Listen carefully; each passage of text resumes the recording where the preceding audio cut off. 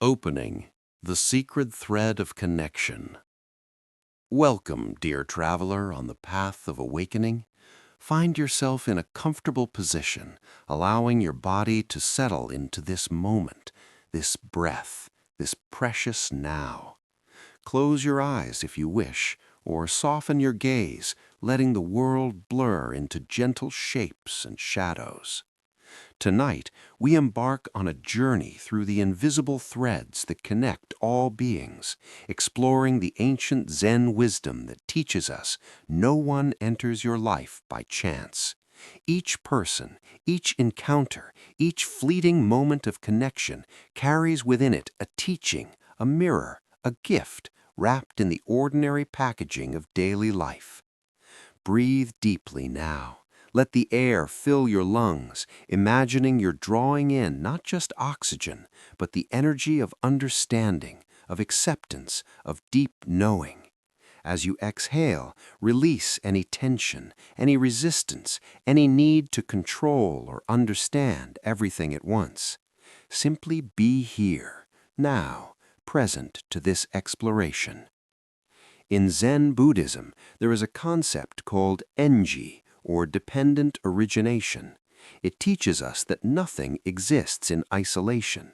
Every being, every event, every encounter arises from infinite causes and conditions. Like ripples spreading across an ancient pond, your life touches others, and others touch yours in patterns too intricate for the conscious mind to fully grasp. But the heart knows, the soul remembers, and in the quiet spaces between thoughts, wisdom whispers its eternal truths. Part 1. The Master and the Stranger. There once lived a Zen master in a small temple nestled among bamboo groves in the mountains of ancient Japan. His name was Kosen, which meant light of kindness, and he had studied the Dharma for 40 years. Despite his wisdom and reputation, he lived simply, tending his garden, serving tea to visitors, and meditating in the early morning hours when mist still clung to the valley below. One autumn evening, as golden leaves drifted down like prayers falling from the sky, a stranger appeared at his gate. The man was disheveled, his clothes torn, his face marked by suffering and hardship. His eyes held a wild desperation, the look of someone who had lost everything and was seeking something, anything to hold on to. Without hesitation, Master Kosen welcomed the stranger into his humble temple. He prepared hot tea, offered food, and provided a warm place to sleep, asking no questions about where the man had come from or why he had appeared at this particular temple at this particular time. For 3 days the stranger stayed silent, accepting the master's kindness but offering nothing in return, no gratitude, no explanation, no conversation. He simply sat in the corner of the meditation hall, staring at the floor, wrestling with demons only he could see. On the 4th morning, as dawn painted the sky in shades of rose and amber, the stranger finally spoke. "Why do you help me?" he asked, his voice rough from disuse. "You don't know me. You don't know what I've done, where I've been, whether I deserve your kindness." Master Kosen paused in his morning ritual of sweeping the temple steps. He smiled gently, his weathered face crinkling with warmth. "I help you because you are here," he said simply. "Your arrival at my gate was not an accident. The wind that carried you to this mountain, the circumstances that led you to walk this path, the thoughts that directed your feet towards this temple, all of these arose from 10,000 causes reaching back to the beginning of time itself." The stranger frowned, confused. "You believe in fate, that my coming here was destined?" "No," the master replied, continuing his sweeping with slow, mindful strokes. "Not fate, connection. You appeared here because every choice you made, every person you met, every joy and sorrow you experienced created the conditions for this moment. And I am here because every step of my own journey prepared me to welcome you. We are both expressions of the same universal truth. Nothing happens in isolation. Everything is interconnected. The stranger sat with these words, turning them over in his mind like smooth river stones. "But what is the purpose?" he asked. "Why was I meant to come here? What am I supposed to learn?" Master Kosen set down his broom and joined the stranger, sitting beside him on the temple steps. Together they watched the sun climb higher, burning away the morning mist, revealing the valley below in all its autumn splendor.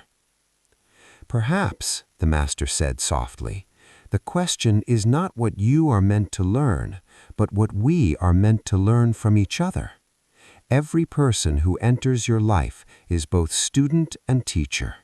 I teach you through my actions, my presence, my way of being.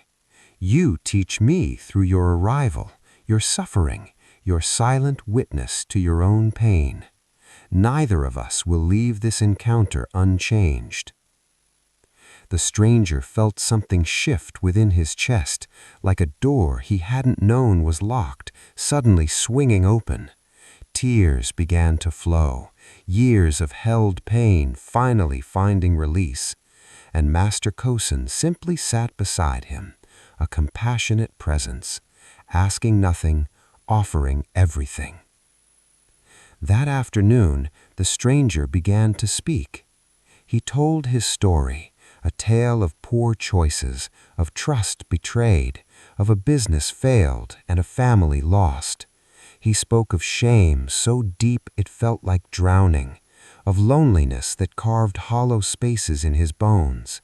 He spoke until words ran dry, until his story was fully told, fully witnessed.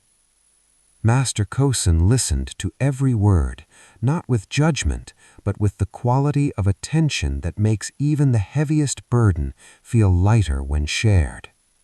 When the stranger finished, the master nodded slowly. "Thank you," he said, "for the gift of your trust, for showing me the courage it takes to remain alive when life feels unbearable. You have taught me that resilience wears many faces, that strength is not always loud or obvious. You have reminded me why I chose this path, to serve as a refuge for those caught in the storm of existence." The stranger stayed at the temple for 2 more weeks. During that time, Master Kosen taught him simple meditation practices, showed him how to find peace in repetitive tasks like washing dishes or raking gravel, helped him discover that healing doesn't require grand gestures, but gentle, consistent presence. When the stranger finally left, he was transformed, not magically cured, but different. The weight of his suffering had lightened just enough that he could stand upright again, could imagine a future, could believe that perhaps his story wasn't over.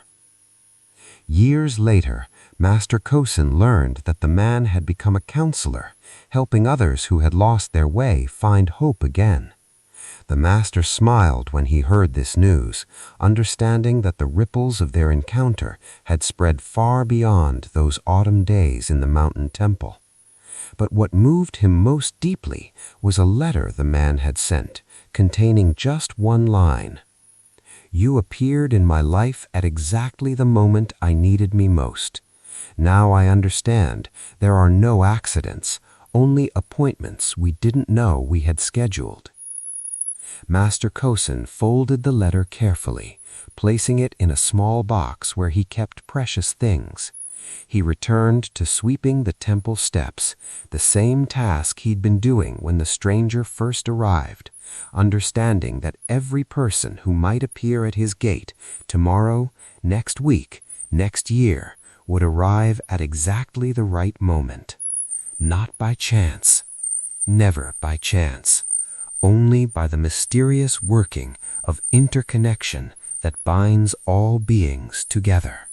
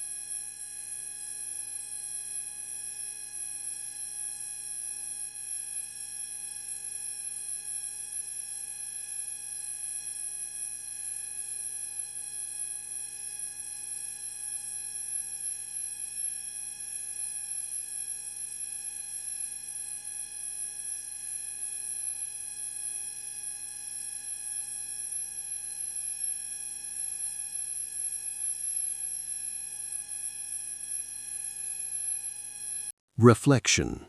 The web of karma.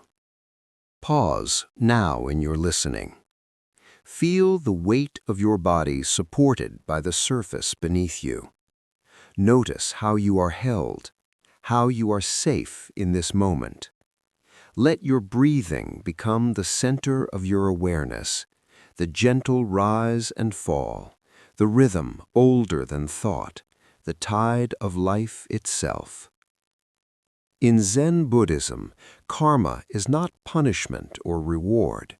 It is simply the truth that actions have consequences, that every choice we make sends ripples through the fabric of reality.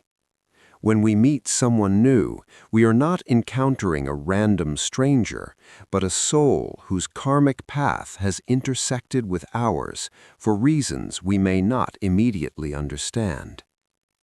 Think about the people who have entered your life, the friends who appeared at crucial moments, the mentors who guided you, the challenging people who forced you to grow, even the brief encounters that left unexpected impressions.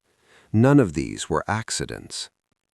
Some Buddhist teachers speak of souls having contracts with one another before incarnation, agreements to meet and teach specific lessons.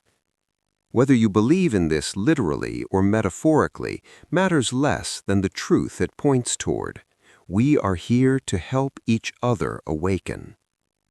Every person you meet is a mirror reflecting back some aspect of yourself.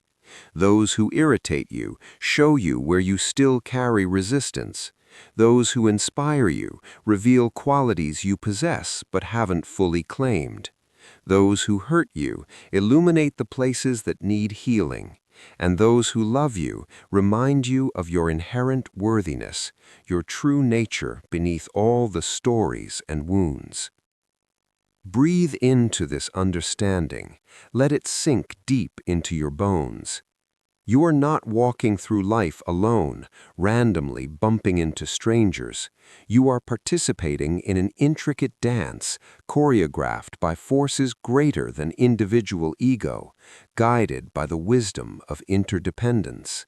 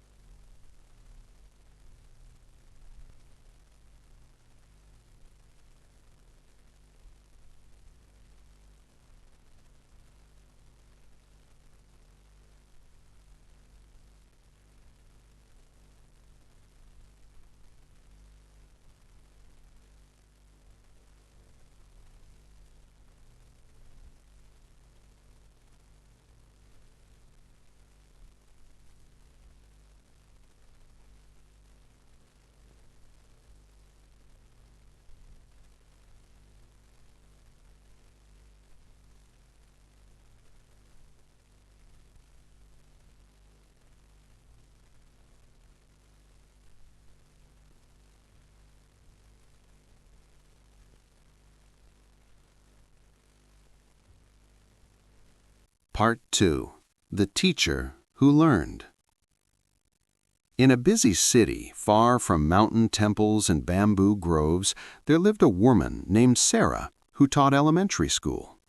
She had chosen this profession because she loved children, loved the way their minds worked, how they saw magic in ordinary things, how they hadn't yet learned to hide their authentic selves behind masks and pretense. Sarah was good at her job, patient, creative, dedicated. She arrived early and stayed late, decorating her classroom with colorful posters, planning lessons that sparked curiosity, meeting with parents to ensure every child felt supported. Her students adored her, and she took pride in knowing she was making a difference. But there was one student who challenged her in ways she'd never experienced before. His name was Marcus, a quiet 8-year-old boy who seemed to live behind an invisible wall. He rarely spoke, never smiled, completed his work with mechanical efficiency, but showed no joy in learning. When other children played at recess, Marcus sat alone, drawing pictures of houses, always houses, hundreds of them, each one detailed and precise. Sarah tried everything she could think of to reach him. She praised his drawings, asked questions about his interests, gave him special responsibilities, even arranged for assessment in case he had learning differences that required support. But Marcus remained locked away, unreachable, a puzzle she couldn't solve. It frustrated her, this failure to connect. It kept her awake at night, wondering what she was doing wrong, what approach she hadn't tried. She began to take it personally, as if Marcus's silence was a judgment on her abilities as a teacher. One evening, exhausted and discouraged, Sarah attended a meditation class at a local Zen center. She'd been curious about meditation for years, but had never made time for it. Now, seeking some relief from the stress she carried, she decided to try. The teacher was an elderly woman named Reverend Patricia, a Zen priest with white hair and the most peaceful eyes Sarah had ever seen. After leading the group through sitting meditation, Reverend Patricia offered a short teaching. "We often believe," she said, "that we're meant to fix people, to solve their problems, to provide answers to their questions. But in Zen, we understand that the most powerful thing we can offer another being is simply our presence, witnessing without agenda, accepting without judgment, creating a space of safety where they can unfold in their own time." Sarah felt something click inside her chest. She raised her hand hesitantly. But what if someone needs help? What if you can see their suffering and you have the skills to help them, but they won't let you in? Reverend Patricia smiled with deep compassion. "Then perhaps your lesson is not to help them in the way you imagined, but to learn something about your own need to be helpful, your own attachment to being the one who makes things better. Sometimes the person who appears in our life to be helped is actually there to teach us about acceptance, about limitations, about the humility of not knowing." These words landed in Sarah like seeds falling on fertile soil. She continued attending the meditation classes, and slowly she began to shift her approach with Marcus. Instead of drawing him out, to fix him, to make him open up, she simply let him be. She stopped asking questions, stopped praising his drawings in hopes of getting a response. She just created a safe, consistent, accepting space, and she waited. Weeks passed, then months, and slowly, almost imperceptibly, Marcus began to change. First, it was just a glance in her direction when she spoke to the class. Then, one day, he answered a question voluntarily. Then he smiled, barely, briefly, but unmistakably, when she said something funny. Sarah didn't push, didn't make a big deal of these small openings. She continued her practice of accepting presence, of being there without agenda, of trusting that whatever was meant to unfold would unfold in its own perfect timing. Near the end of the school year, on a quiet afternoon when most students had gone home, Marcus approached Sarah's desk. He held one of his house drawings, but this one was different. This house had a door, standing open, and a small figure visible in the doorway. "This is me," Marcus said quietly, pointing to the figure. "I'm coming outside now." Tears filled Sarah's eyes, but she blinked them back, not wanting to overwhelm him with her emotion. "I'm glad," she said simply. "I'll be here whenever you're ready." Marcus nodded. Then, in a rush of words, he told her what she'd waited all year to hear. His parents were going through a difficult divorce.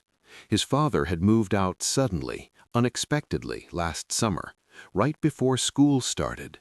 Marcus had been drawing houses because he didn't understand where home was anymore, which house was his, where he belonged. Sarah listened with her whole heart, not trying to solve the problem, not offering platitudes about how it would get better, just witnessing his pain with compassionate presence.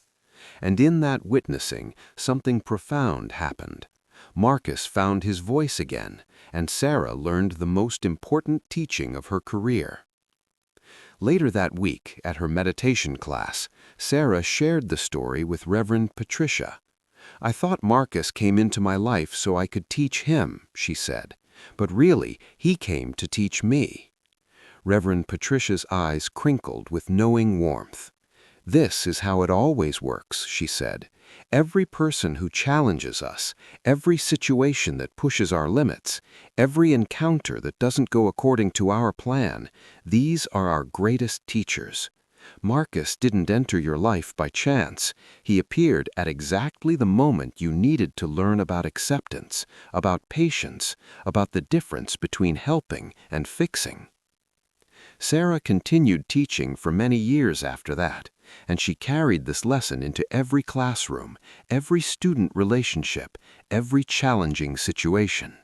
She became known for her ability to connect with difficult students, but the secret wasn't any special technique. It was simply this: she had learned that everyone who entered her life was both student and teacher, and she remained curious about what each person had come to show her about herself. Years later, she received a letter from Marcus, now grown, now thriving. "You were the first person," he wrote, "who didn't try to force me to be okay when I wasn't. You gave me permission to struggle, to take my time, to find my own way. That gift changed my life."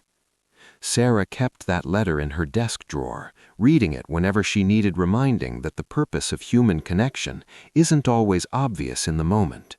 Sometimes we don't understand why someone entered our life until years later, until we can look back and see the pattern, trace the thread, recognize the teaching. Meditation. Recognizing the teachers. Let your awareness settle now into your heart center. Imagine a soft, warm light glowing there, the light of recognition, of gratitude, of understanding. With each breath, this light grows stronger, brighter, filling your entire chest with gentle radiance. Now bring to mind someone who challenged you, someone's presence in your life felt difficult, uncomfortable, perhaps even painful. See their face in your mind's eye. Notice any resistance, any tightness, any judgment that arises. Breathe into these feelings. Don't push them away or try to make them different. Just observe them with curiosity, with compassion. Now ask yourself, what did this person teach me? What qualities did I develop through knowing them? What aspects of myself did I discover because they pushed me, challenged me, showed me where I needed to grow? Perhaps they taught you boundaries. Perhaps they showed you strength you didn't know you had.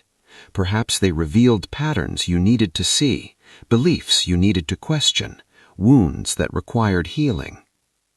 Can you feel, even just slightly, a sense of gratitude for these lessons?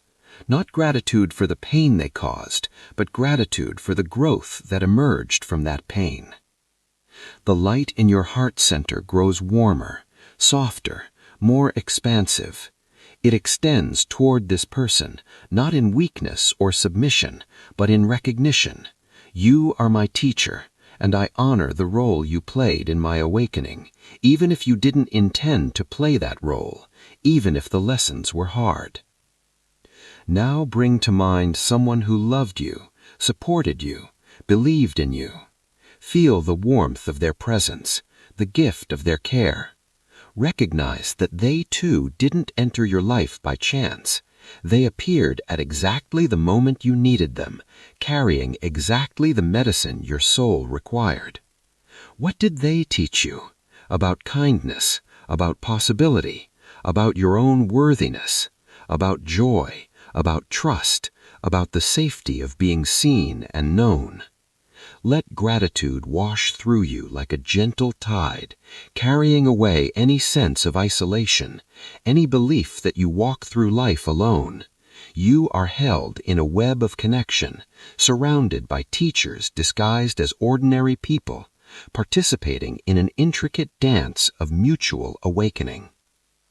Breathe deeply. Rest in this knowing.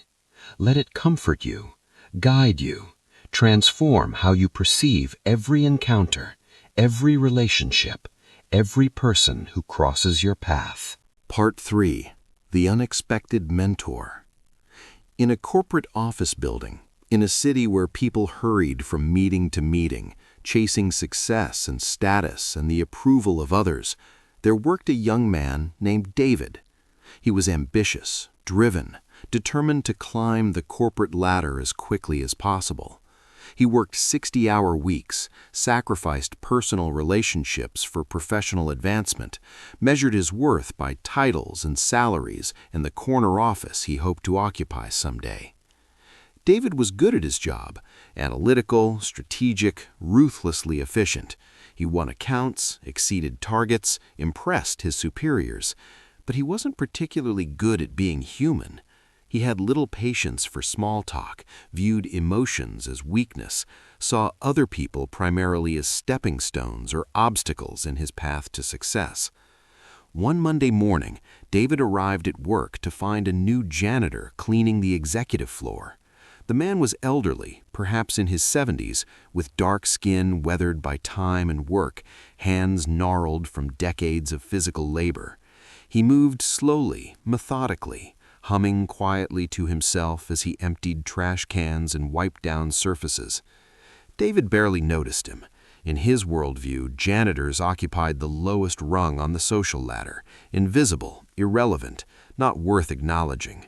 He walked past the old man without a word, without a glance, his mind already focused on the presentation he needed to prepare, the deal he needed to close, the impression he needed to make. But over the following weeks, David began to notice things about this janitor, not intentionally, but in the peripheral way we sometimes absorb information without meaning to. He noticed that the man always smiled, even when doing the most tedious tasks. He noticed that he treated the executive floor with the same care and attention as he probably treated every floor in the building. He noticed that he spoke kindly to everyone he encountered, from the CEO to the newest intern, with genuine warmth that made people light up, made them smile back. One evening, David was working late, alone in the office, stressed about a project that was falling apart, feeling the weight of pressure and expectation crushing down on him. He sat at his desk, head in his hands, wondering if all his sacrifices were worth it, if this grinding pursuit of success was truly what he wanted from life. The janitor appeared, quietly going about his work. He paused when he saw David's slumped posture, his obvious distress. "Long day?" asked the old man gently. David looked up, surprised to be addressed. His first instinct was to dismiss the man, to maintain professional distance, to protect his image. But something in the janitor's eyes, a depth of compassion, a quality of presence, made him answer honestly, "Every day is long. he said. "I can't remember the last time I didn't feel exhausted, stressed, like I'm running as fast as I can but never quite getting anywhere." The janitor nodded slowly, leaning on his mop handle. "I used to feel like that, many years ago, when I was young and thought success meant something different than it does now." David felt a flicker of curiosity. "What changed?" "I lost everything," the janitor said simply. "Had my own business, employees, fancy office like this one. Then the economy crashed, my business failed, and I ended up starting over from nothing. Lost my house, my savings, almost lost my family. For a while, I thought my life was over, that I'd failed at the only thing that mattered." He paused, looking around the empty office with something like affection. "But losing everything taught me what actually matters. Not the money or the title or the office. Those are just surfaces, just stories we tell ourselves about our worth. What matters is how you treat people, whether you bring kindness into each moment, whether you can find peace regardless of circumstances." David stared at this man he'd dismissed as irrelevant, seeing him clearly for the first time. "But don't you feel diminished, going from owning a business to cleaning offices?" The janitor laughed, a rich, warm sound that filled the empty space. "Only if I measure my worth by what I do rather than who I am. I'm the same soul whether I'm wearing a suit or pushing a mop. The work is different, but the opportunity is the same, to show up with integrity, to treat each task as worthy of my best effort, to remember that every person I meet is fighting a battle I know nothing about." He continued his work, moving to the next office, but he called back over his shoulder, "You know the difference between us, young man? I work hard, and then I go home to my family. I laugh with my wife, play with my grandchildren, sleep peacefully at night. Can you say the same?" The question landed in David's chest like an arrow finding its target. No, he couldn't say the same. He worked hard and then worked harder. He went home to an empty apartment, ate takeout in front of his computer, fell asleep reviewing spreadsheets. His last relationship had ended 2 years ago because he never had time, never made his partner a priority. His friends had stopped inviting him to things because he always said no. His parents complained that he never called. Over the following months, David found himself seeking out the janitor, whose name was Charles. They had brief conversations during late nights in the office, never long, just a few minutes here and there, but each one left David thinking, questioning, examining the assumptions that had driven his life. Charles talked about his garden, how tending plants taught him patience. He talked about his grandson's baseball games, how being present for those moments filled him with more satisfaction than closing any business deal ever had. He talked about meditation, which he practiced every morning before work, sitting on his small apartment balcony, watching the sunrise. You think you're building something, but what are you building? A resume? A bank account? Those aren't real things. They're just agreements, just numbers on screens. The only thing you're really building is this moment right now, and the next one, and the next one. Are you building moments you want to live in, or are you so focused on some imaginary future that you're missing your actual life? Teaching, interdependence, and community. Rest now in the awareness of your breathing. Notice how you are breathing in air that has been breathed by countless other beings. Notice how the oxygen you need is produced by trees and plants, by the vast photosynthetic web of life. Notice how fundamentally dependent you are on systems and beings beyond yourself. This is the truth of interdependence. You are not and have never been separate. You are a node in an infinite network, a unique expression of the same universal consciousness that animates all beings. In Zen Buddhism, we speak of Indra's net, a vast cosmic web where each intersection point contains a jewel that reflects all the other jewels. Every being is such a jewel, reflecting and being reflected by every other being. When you look deeply into another person, you see yourself. When you look deeply into yourself, you see all humanity. This is why no one enters your life by chance. You are magnetically drawn to the people who can help you see what you need to see, learn what you need to learn, become who you are meant to become. And you are drawn into their lives for the same purpose. Sometimes these are comfortable relationships, friends who support and celebrate you. Sometimes these are challenging relationships, people who push your buttons, expose your shadows, force you to grow. Both types are necessary. Both types are gifts. The Buddha taught that one of the greatest supports on the spiritual path is Sangha, community. Not community based on shared preferences or similar backgrounds, but community based on mutual commitment to awakening, to truth-telling, to showing up with integrity. Your Sangha isn't limited to formal spiritual groups. It includes everyone who touches your life in meaningful ways: family, friends, colleagues, neighbors, the stranger who smiled at you on a difficult day, the author whose book appeared exactly when you needed those words, the therapist who held space for your healing, the child who asked a question that made you see differently. All of these people are your teachers. All of these encounters are part of your path. All of these connections are threads in the web that holds you. And you are also a thread in others' webs. You are someone's teacher, someone's mirror, someone's catalyst for change. Even when you don't realize it, even when you're just being yourself, you are affecting others, leaving impressions, serving purposes you may never know about. This is the awesome responsibility and the profound gift of being human. We are here for each other.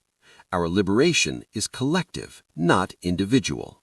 We wake up together or not at all. Part 4. The Circle of Friends.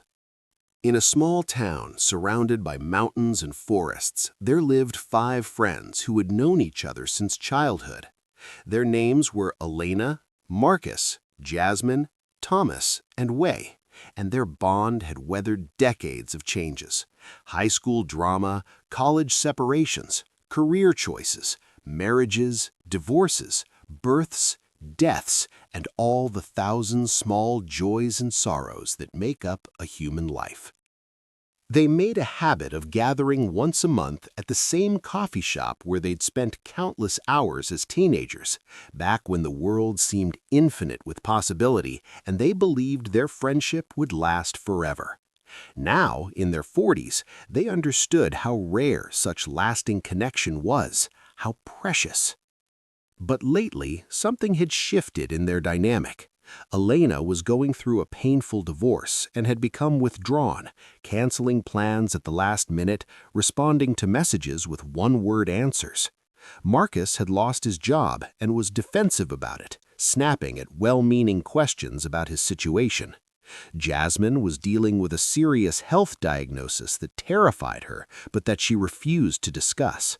Thomas had achieved sudden professional success and seemed to have less time for the group, less patience for their problems.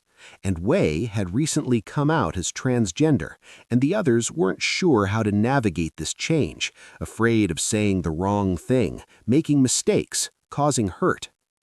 The monthly gatherings had become strained, filled with awkward silences and careful avoidance of anything real.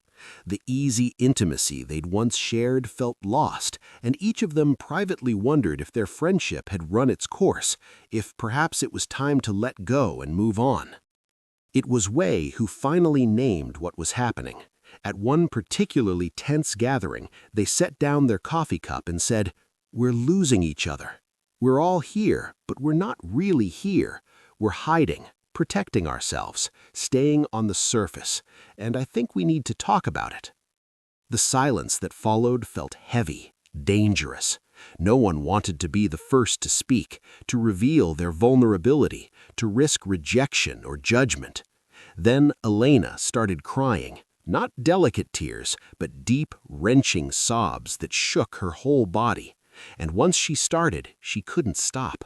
All the grief she'd been holding, about her failed marriage, about feeling like a failure, about the loneliness that ate at her bones, came pouring out. Her friends moved toward her instinctively, surrounding her with presence, with touch, with the wordless communication of bodies that know each other well.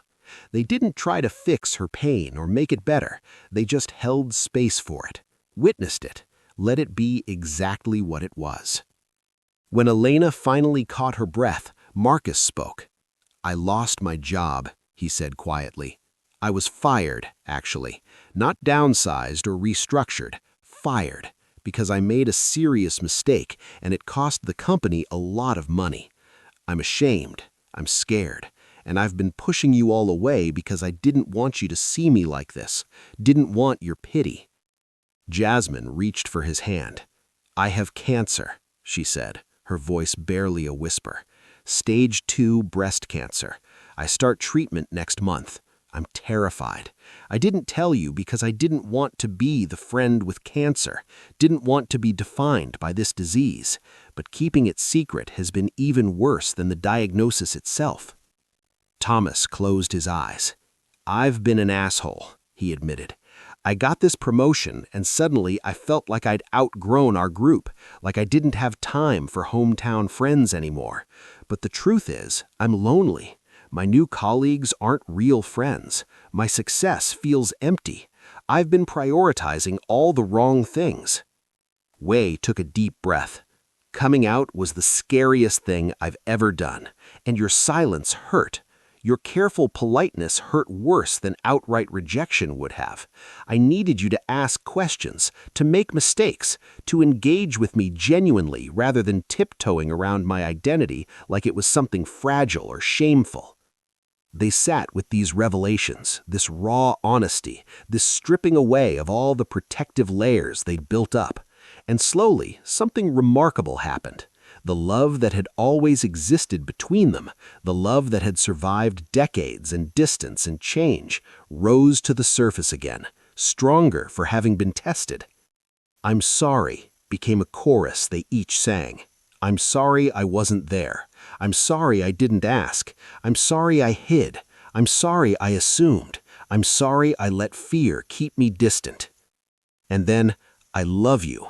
I'm here. I'm not going anywhere. We're in this together."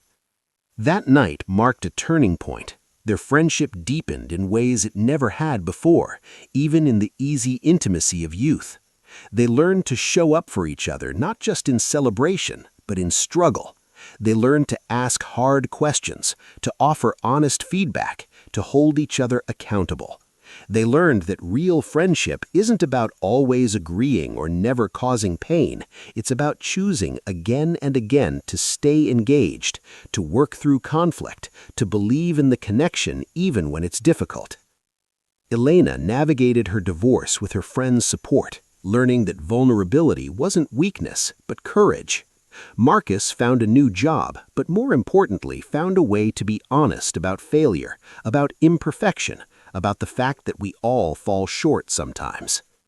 Jasmine went through cancer treatment surrounded by love, and her friends learned how to be present with suffering without trying to fix it.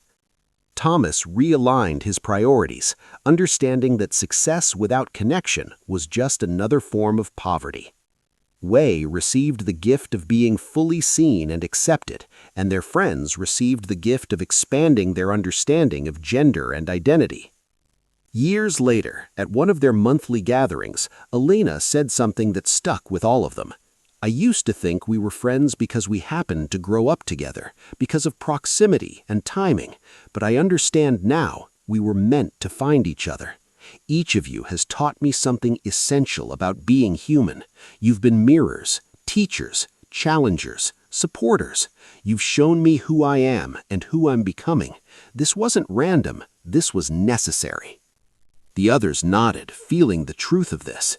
They had each brought something specific to the group: Elena's emotional depth, Marcus's dry humor that cut through pretense, Jasmine's fierce loyalty, Thomas's strategic thinking, and Wei's courage to live authentically. Without any one of them, the circle would have been incomplete. "We saved each other," Jasmine said, not once, but over and over. Every time we showed up, every time we chose honesty over comfort, every time we pushed through the awkwardness to say what needed saying, we were saving each other from isolation, from hiding, from the small death of going through life pretending to be fine when we're not. This is the teaching of true friendship. We don't find our people by accident. Something deeper is at work. Call it karma, call it resonance, call it soul recognition. We find the people who can hold our growth, who can weather our changes, who can love us through our worst moments while still calling us to our best selves. And when we find them, we must cherish them. We must be willing to be inconvenienced, to show up when it's difficult, to stay when it would be easier to leave, because these connections are rare and precious, and they are one of the primary vehicles through which we become more fully human. Part 5. The Healing Circle. In a community healing center in the heart of a busy city, a therapist named Dr. Amara ran support groups for people dealing with trauma. She had studied psychology formally, but had also trained in indigenous healing practices, Buddhist meditation, and various somatic therapies. Her approach was eclectic, drawing from whatever seemed most helpful for the particular person or group she was working with. One evening, she gathered a new group of 7 people who would meet weekly for 12 weeks.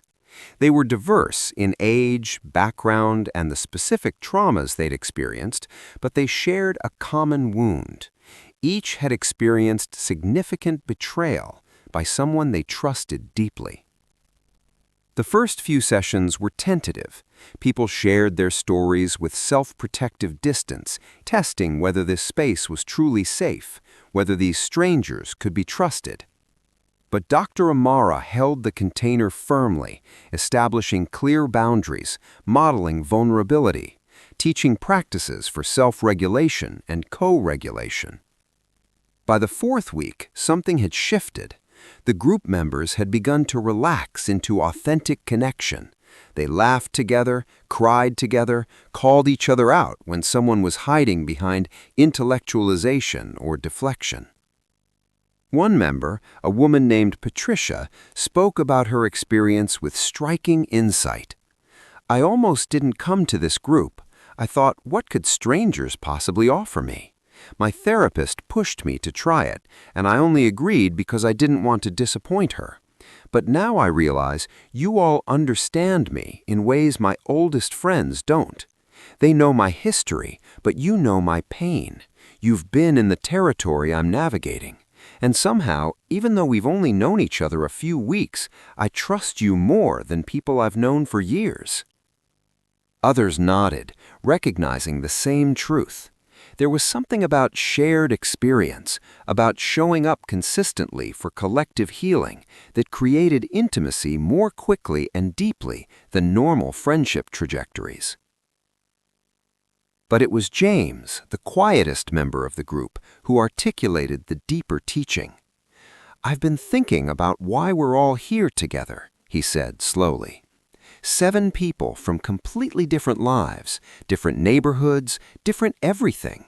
What are the odds that we'd all sign up for this same group at this same time with Dr. Amara?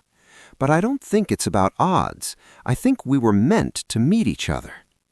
He looked around the circle, making eye contact with each person. "Patricia, you've been teaching me about boundaries, how to say no, how to protect myself without shutting everyone out. David, you've shown me that men can be vulnerable, can cry, can ask for help. Maria, your faith has reminded me that spirituality can be a resource, not an oppressive force. Each of you has been like a piece of a puzzle I didn't even know I was trying to solve." Others began sharing similar recognitions. They saw how each person in the group represented something they needed to learn, heal, or integrate.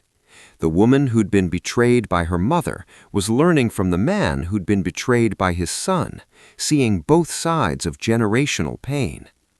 The man who'd been financially exploited was helping the woman who'd been emotionally exploited see that betrayal wears many faces but leaves similar scars.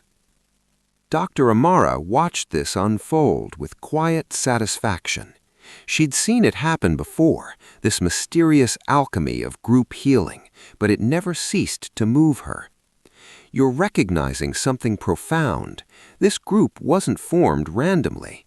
Yes, there were practical considerations, schedules, availability, insurance coverage, but beneath those surface reasons, there was something else at work. Each of you needed exactly these other people in order to heal in the specific way your soul requires. She continued, in many indigenous cultures, when someone experiences trauma or illness, the whole community participates in healing. They understand that healing isn't just individual, it's relational, collective. The wounded person needs witnesses, needs mirrors, needs others who can hold hope when they can't hold it themselves.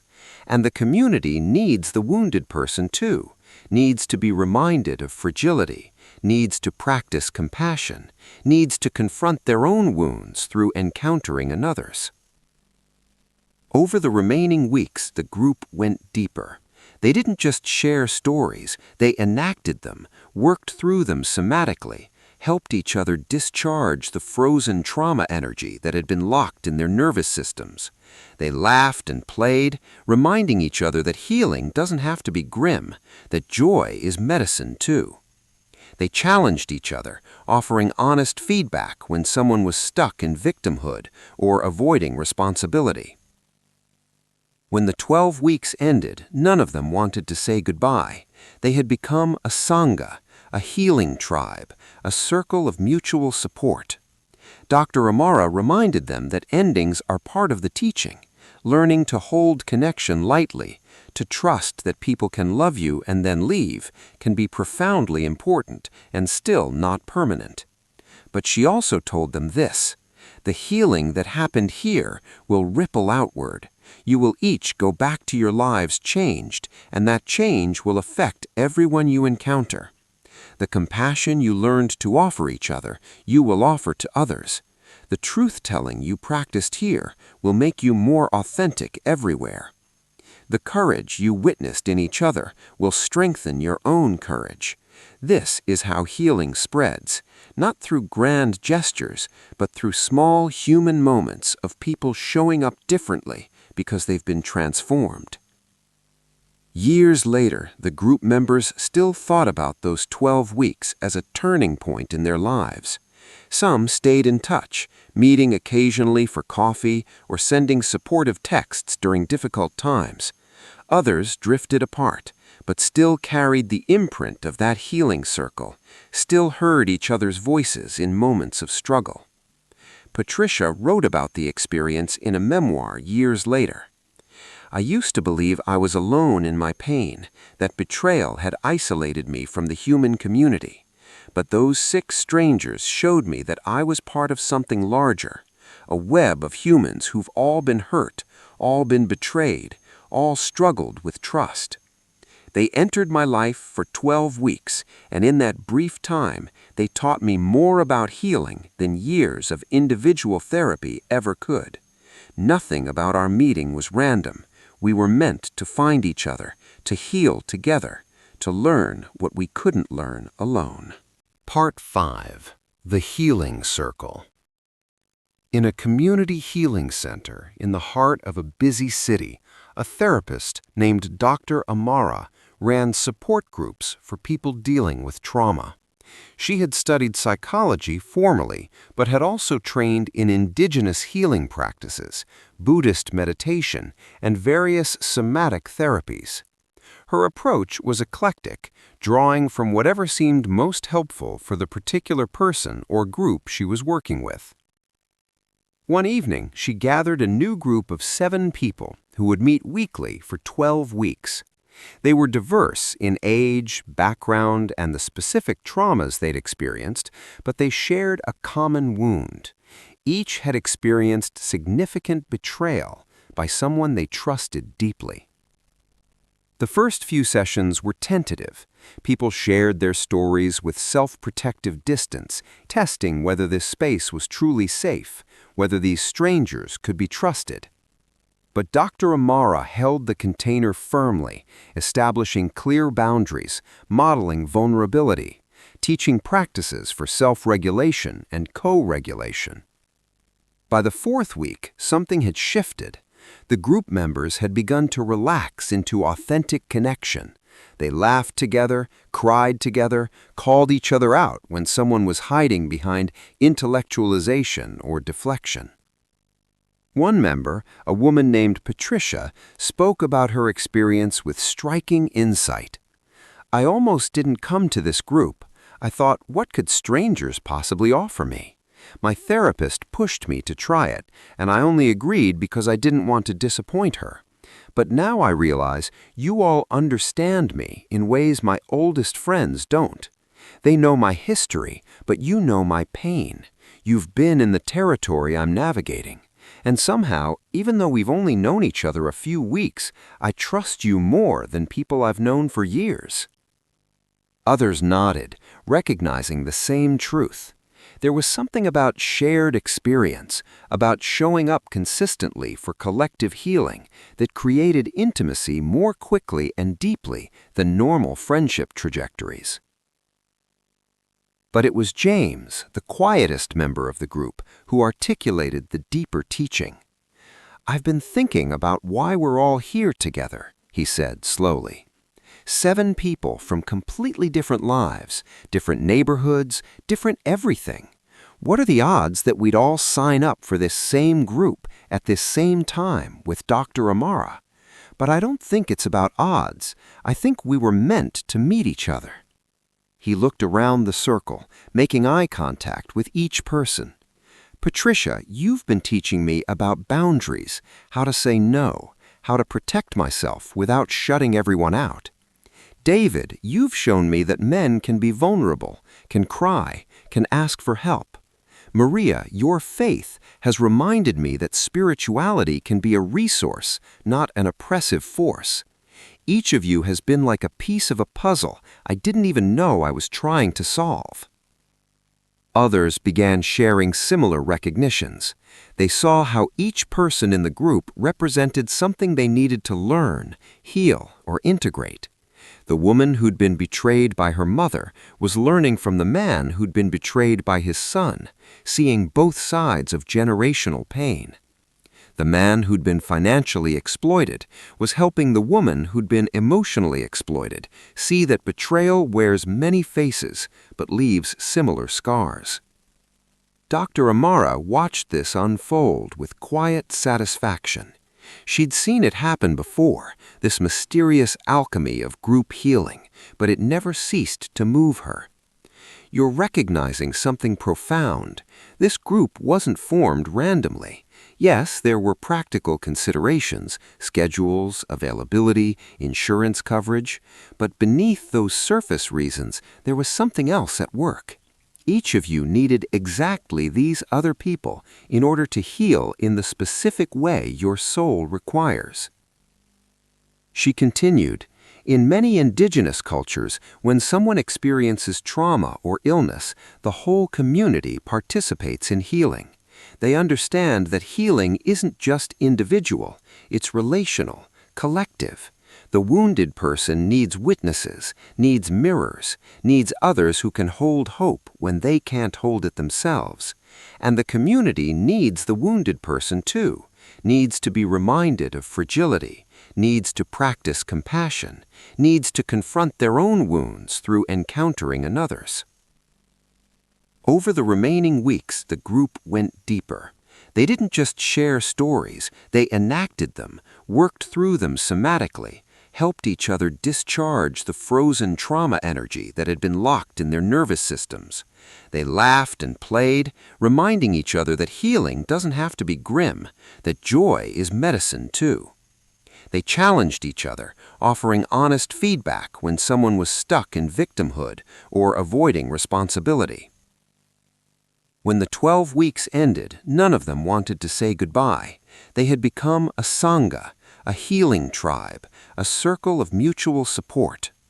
Dr. Amara reminded them that endings are part of the teaching. learning to hold connection lightly, to trust that people can love you and then leave, can be profoundly important and still not permanent. But she also told them this: the healing that happened here will ripple outward. You will each go back to your lives changed, and that change will affect everyone you encounter. The compassion you learned to offer each other, you will offer to others. The truth-telling you practiced here will make you more authentic everywhere.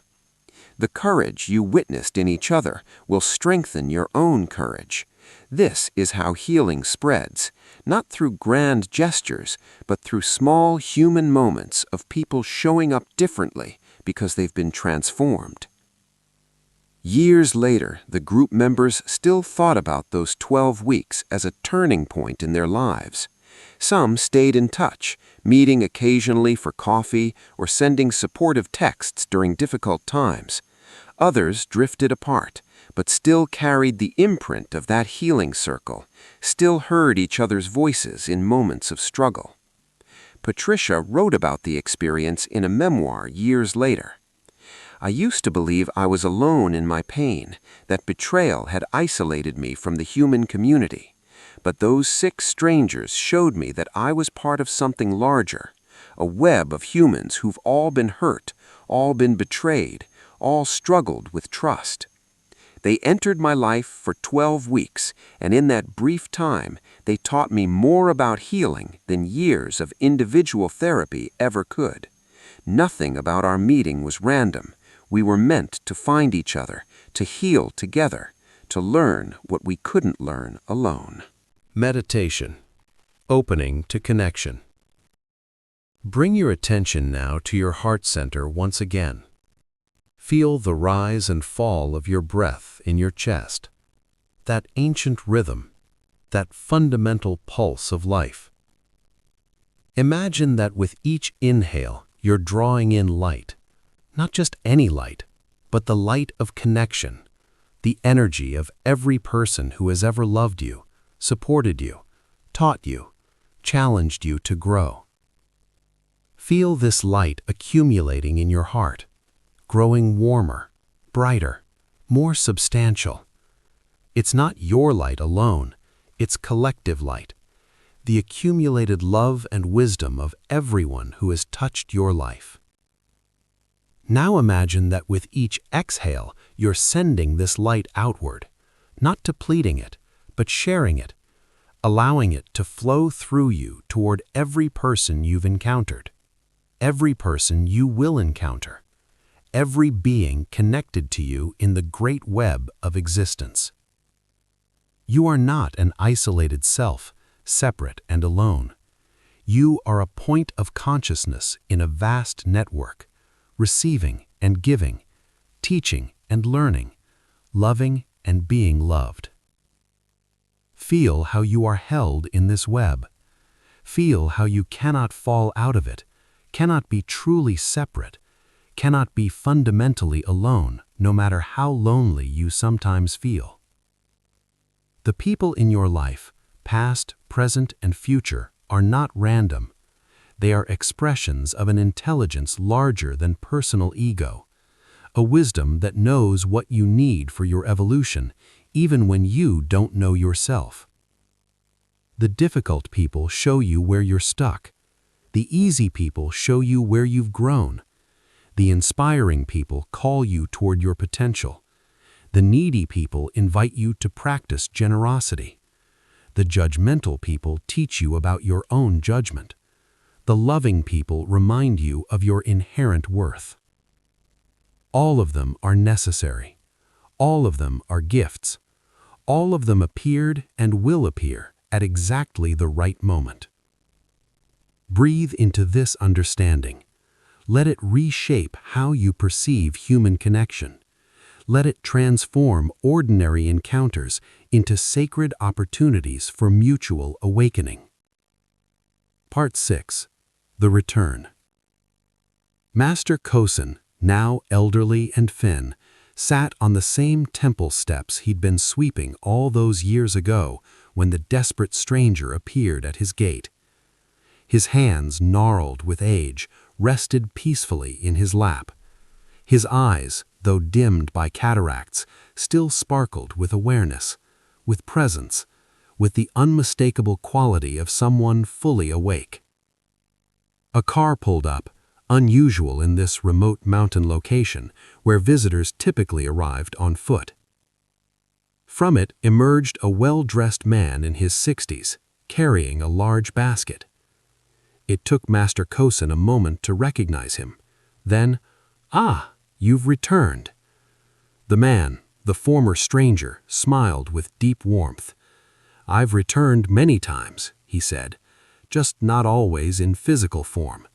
I return every time I help someone in crisis, every time I choose compassion over efficiency, every time I remember what you taught me about the interconnectedness of all beings."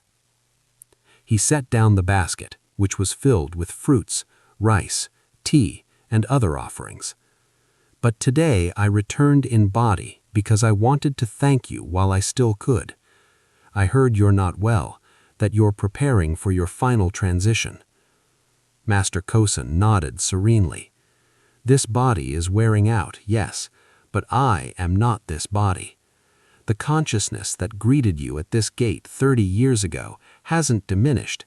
It's simply preparing to dissolve back into the source from which all consciousness arises." They sat together in comfortable silence, two old men who had once been teacher and student, who had recognized each other across the seeming divide of social position and circumstance. Finally, the visitor spoke. "All these years, I've wondered, did you know? When I appeared at your gate, did you know what role you were going to play in my life? Did you understand that our encounter would change everything for me?" Master Kosen smiled. "I knew nothing and everything. I didn't know the specific lessons you needed or how our encounter would unfold, but I knew, in the way the body knows to breathe without thinking about it, that your arrival was meaningful, that we had something to offer each other. This is what I've tried to teach. We don't need to understand everything. We just need to stay present, stay open, trust that life brings us exactly who and what we need." "And did you teach me anything?" the visitor asked. "You said we both would be changed by our encounter." "Everything teaches me," Kosen replied. "You taught me about the resilience of the human spirit, about the courage it takes to continue living when life has stripped away everything you thought defined you. You taught me that my role isn't to fix people, but simply to provide a safe space where they can find their own path back to wholeness. You taught me humility, reminded me that I know little about anyone's journey, that the best I can do is bear witness with compassion." The visitor felt tears slide down his cheeks. "I've spent 30 years trying to pay forward the gift you gave me. I've worked with hundreds of people in crisis, trying to offer them what you offered me. But I've always wondered if I was doing it right, if I was truly helping or just going through the motions." "There is no right way," Kosen gently said. "There is only showing up with genuine presence, with willingness to be touched and changed by each encounter, with trust in the wisdom of interconnection. Some people you meet will transform dramatically, like you did. Others will leave seemingly unchanged. But you never know what seeds are planted, what ripples spread out from any given interaction. Your job isn't to measure results, but simply to show up." They talked for hours as the sun tracked across the sky, casting long shadows across the temple grounds. They talked about regret and forgiveness, about the nature of self, about what it means to live well and die well. They talked about the students each had taught and learned from, about the mysterious way wisdom passes from one person to another, never belonging to any individual, but flowing through us all like water seeking its level. As evening approached and the visitor prepared to leave, he bowed deeply to the old master. "Will I see you again?" he asked. Kosen's smile was radiant. We never see each other. Separation is an illusion. Whether this body continues or dissolves, the connection we formed, the recognition, the teaching, the love, that continues. It ripples forward through time, affecting everyone you meet, everyone they meet, on and on. In this way, we are always seeing each other, always meeting, always saying hello and goodbye simultaneously. The visitor returned to his car, driving down the mountain with a heart simultaneously broken and whole. Master Kosen had given him the final teaching that death itself is just another transition, another changing form, another opportunity to trust in the continuity of connection that transcends physical presence. Master Kosen passed away 2 weeks later, peacefully, in his sleep, after a final morning meditation watching the sun rise over the valley. His students found him sitting in perfect posture, a slight smile on his face, already gone, but somehow still radiantly present. At his funeral, dozens of people appeared, students, visitors, people he'd encountered briefly but who had been profoundly affected by his presence. They told stories of kindness, of wisdom offered without pretense, of a quality of presence that made everyone feel seen, valued, important. And the man who had once appeared as a desperate stranger at the temple gate spoke last. He told his story of crisis and despair, of finding refuge with a stranger who became a teacher, of learning that no encounter is random, that everyone we meet is both student and teacher, and that the greatest gift we can offer each other is simply our compassionate presence. Master Kosen taught me that life is not about what we accomplish or accumulate, but about the quality of attention we bring to each moment, each person, each encounter. He showed me that we are all connected in ways too intricate for the mind to grasp, but that the heart knows intuitively. And he demonstrated, through his way of living and his way of dying, that when we truly understand this interconnection, we stop fearing death because we recognize it just another face of life, another expression of the continuous dance of form and formless. Final teaching: the practice of recognition. As our time together draws toward its close, let yourself rest completely now. Release any remaining effort, any striving, any attempt to understand or grasp or hold on to anything I've shared.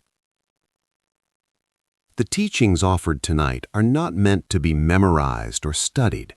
They are meant to be lived, practiced, embodied.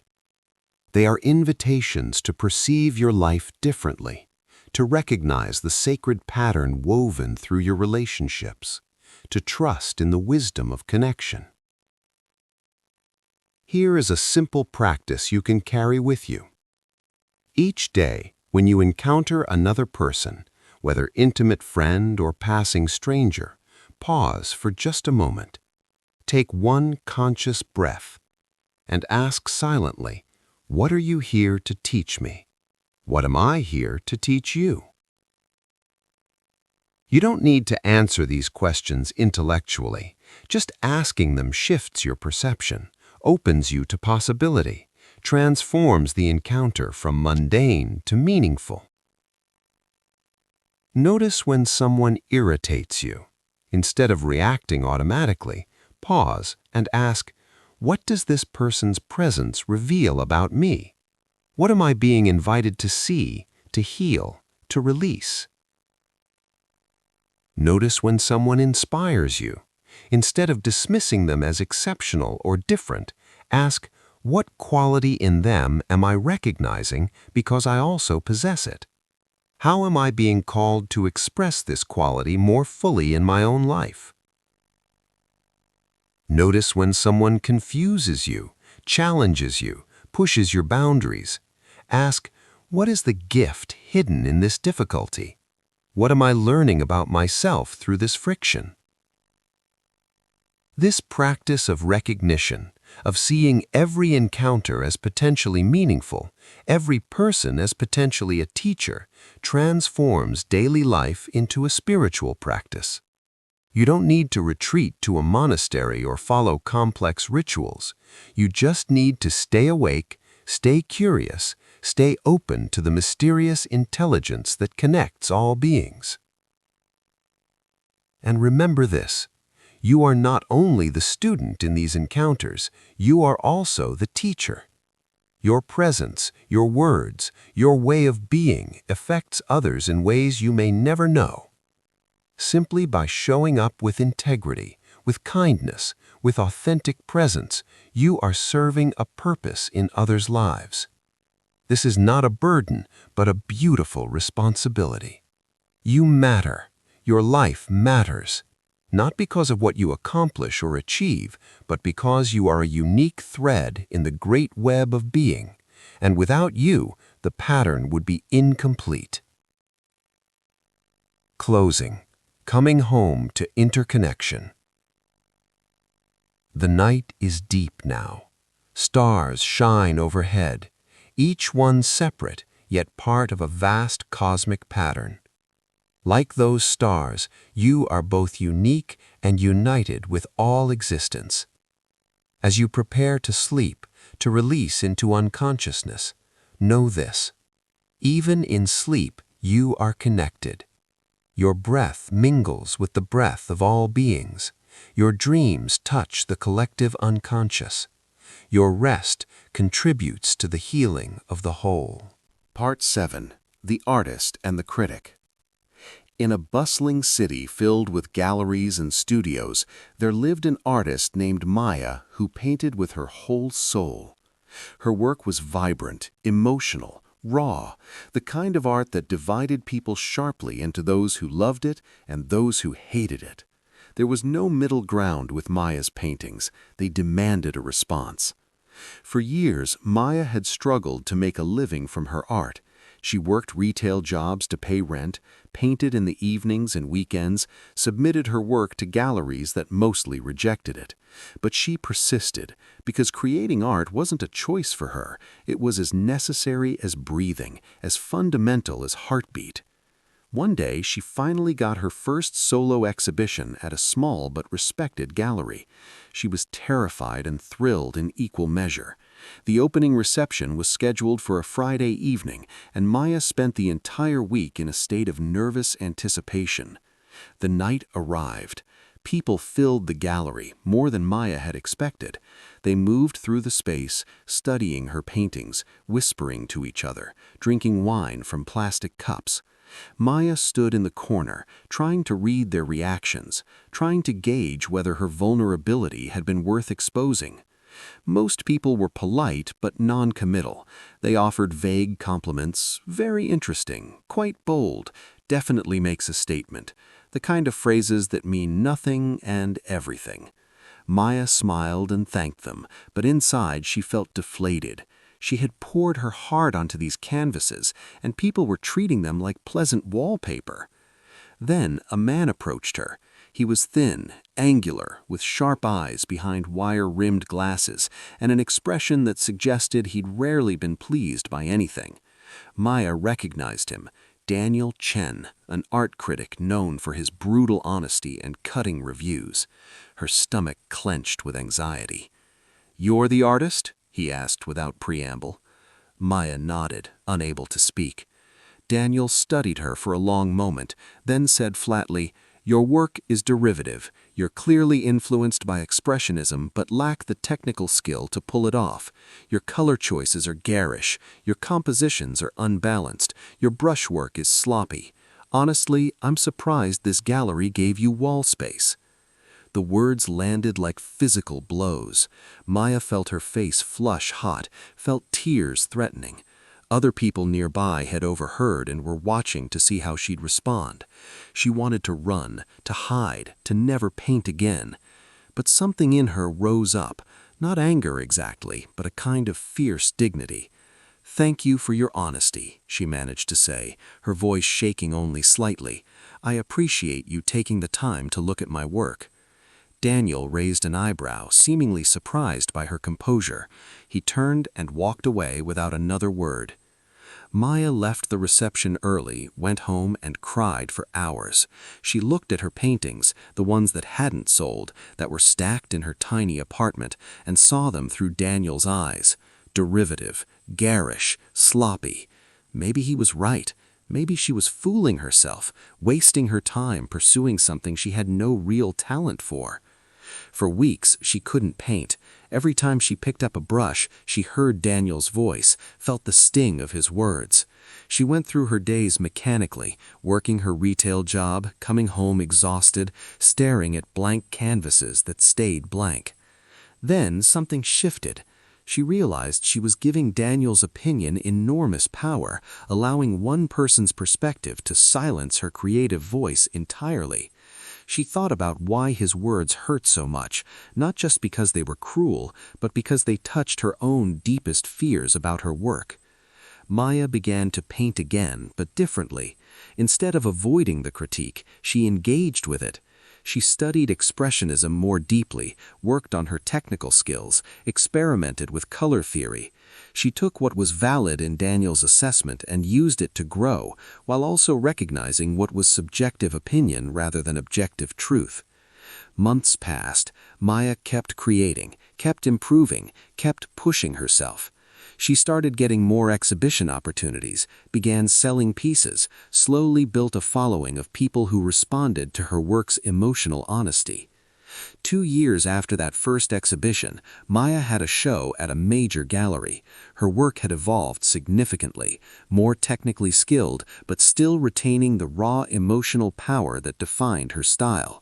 The opening was packed with collectors, curators, and critics, and Daniel Chen was there.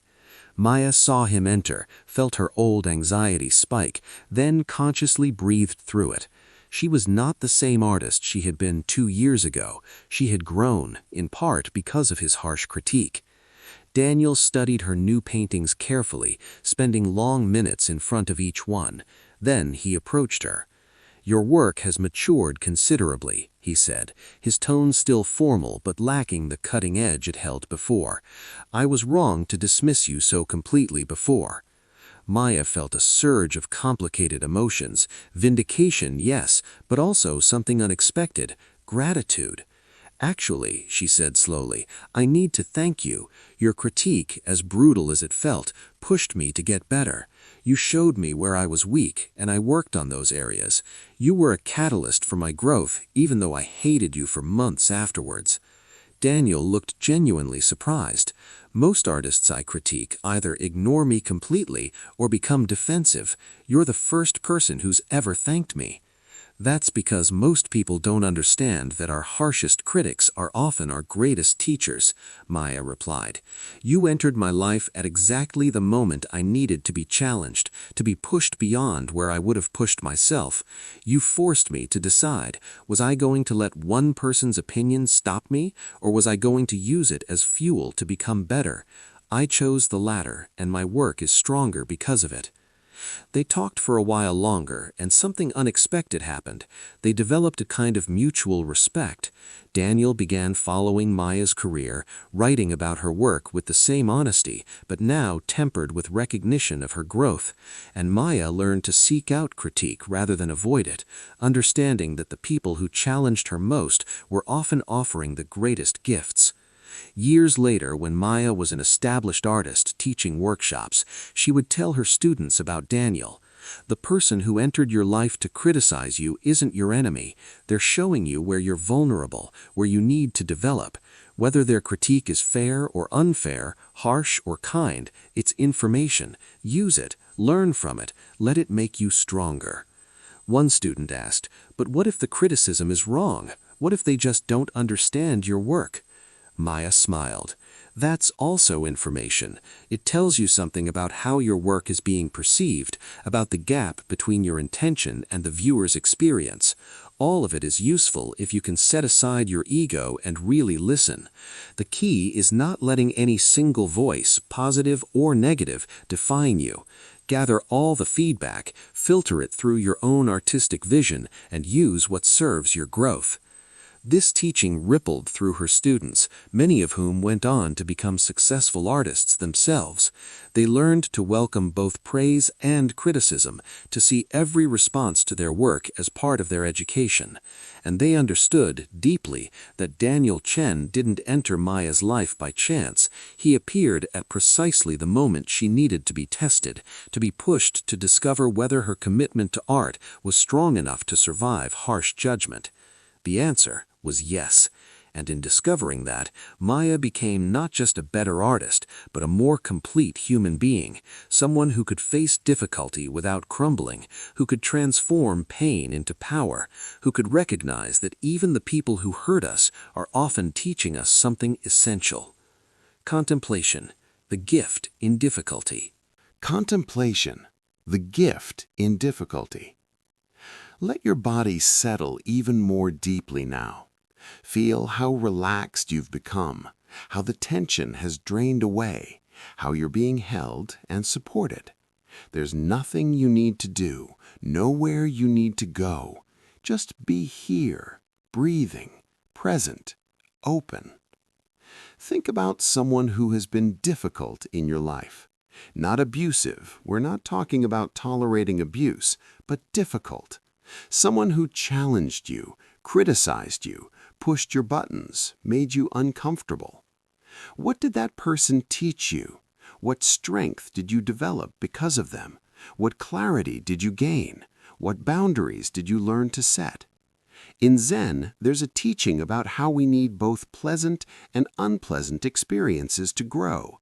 If life were only comfortable, we would never develop resilience, courage, or depth. The difficulties are not punishments, they're training grounds, opportunities to discover what we're made of. This doesn't mean we should seek out difficulty or remain in harmful situations.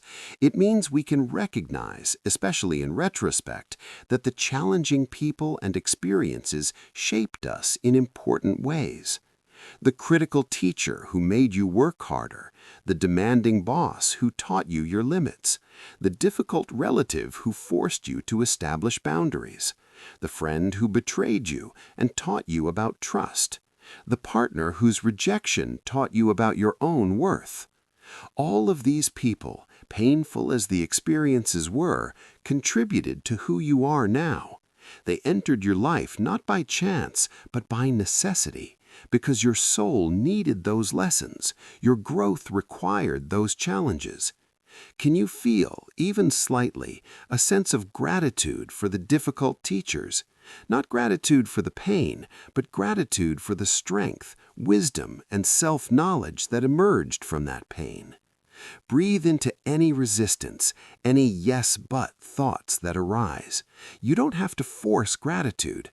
Just open to the possibility that difficult people serve a purpose, that nothing is wasted, that even the painful encounters are woven into the larger pattern of your becoming. Part 8. The Sibling's Journey. In a family of 4 children, there were 2 sisters, older sister Catherine and younger sister Nina, whose relationship had always been complicated. Catherine was the responsible one, the high achiever, the daughter who did everything right. Nina was the wild one, the rebel, the daughter who questioned everything and followed her own path, regardless of family expectations. Their parents often compared them, holding Catherine up as the model Nina should follow. This created resentment on both sides. Catherine resented being used as a weapon against her sister. Nina resented being constantly measured against Catherine and found lacking. As they grew into adulthood, the distance between them widened. Catherine became a lawyer, married appropriately, had children, lived the conventional, successful life their parents had always wanted for their children. Nina became a traveling photographer, unmarried, childless, living out of a backpack half the year, chasing images and experiences in far-flung places. They saw each other only at obligatory family gatherings, where they were polite but distant, performing the role of sisters without feeling the connection. Each privately judged the other's choices. Catherine thought Nina was irresponsible, avoiding real adult commitments. Nina thought Catherine was trapped, living someone else's dream. Then their mother became ill, seriously, suddenly, devastatingly ill. Cancer, aggressive and fast-moving. The family rallied, but the burden of care fell primarily on Catherine, who lived closest and had the resources and organizational skills to manage medical appointments, treatment decisions, and daily care needs. Nina flew home from Thailand, intending to stay a few weeks, but weeks turned into months as their mother's condition worsened.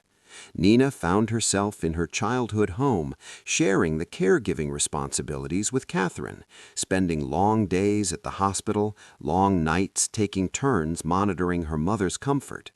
At first, the old patterns persisted. Catherine tried to control everything, to organize Nina's tasks, to manage the situation with the same competence she brought to her legal work. Nina resisted being managed, wanting to contribute in her own way, frustrated by Catherine's need for control. They argued in hospital waiting rooms, snapped at each other over medication schedules, competed over who was doing more, who cared more, who understood their mother better. One night, exhausted and raw, they sat together in their mother's hospital room while she slept fitfully, morphine-induced rest that was the only relief from her pain. It was 3 a.m. The hospital was quiet except for the beeping of monitors, the shuffle of nurses' feet in the hallway. "I hate this," Nina said suddenly, not looking at Catherine. "I hate watching her suffer. I hate feeling helpless. I hate that we're losing her." Catherine, surprised by Nina's raw honesty, felt something crack open in her chest. "I hate it too," she admitted. "I keep trying to fix it, to control it, because that's what I do. I solve problems. But I can't solve this. I can't make her better, and it's destroying me." They sat with that shared vulnerability, that mutual acknowledgement of helplessness. Then Nina said something unexpected. "I've always been jealous of you, of how easy everything seemed for you, how naturally you fit into what everyone expected. I could never do that. I tried, but I kept feeling like I was suffocating, like I was living someone else's life." Catherine turned to look at her sister. "Easy? You think it's been easy? I've spent my entire life trying to be perfect, trying to earn approval that never quite comes, trying to prove I'm worthy of love. I've been jealous of you, of your freedom, your courage to just be yourself regardless of what anyone thinks. You've always been authentic in ways I've never managed." This exchange opened something between them. Over the following weeks, as they shared the exhausting, heartbreaking work of caring for their dying mother, they began to really talk about their childhoods, their different experiences of the same family, the wounds they each carried, the strengths they each developed. Catherine realized that Nina's rebelliousness had been a survival strategy, a way of maintaining selfhood in a family system that demanded conformity. Nina realized that Catherine's perfectionism was also a survival strategy, a way of earning love she wasn't sure she'd receive unconditionally. They saw how their parents' well-meaning but damaging comparisons had pitted them against each other, made them adversaries when they should have been allies. And they began to recognize how much they actually needed each other, how Catherine's organizational skills and Nina's emotional openness complemented each other perfectly in this crisis. Their mother died on a Tuesday morning in early spring. Both sisters were with her, holding her hands, telling her they loved her, giving her permission to let go. When she took her last breath, they clung to each other, grief and love and decades of complicated feelings all tangled together. In the months after the funeral, Catherine and Nina continued to build a new relationship. They talked regularly, visited each other, began to share their lives in ways they never had before. Catherine started taking photography classes, reconnecting with a creative side she'd buried under professional responsibilities. Nina started putting down roots, buying a small house, allowing herself to imagine stability without seeing it as prison.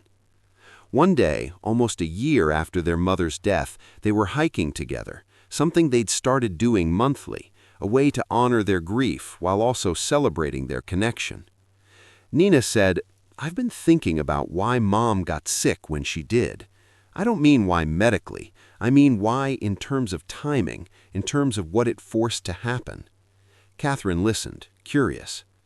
"I think," Nina continued, "that her illness brought us together, forced us to really see each other, to drop our defenses, to recognize what we'd been missing all these years. I know that sounds like I'm trying to find meaning in something terrible, but—" "No," Catherine interrupted. "I've thought the same thing. If Mom hadn't gotten sick, we might have continued that polite distance forever.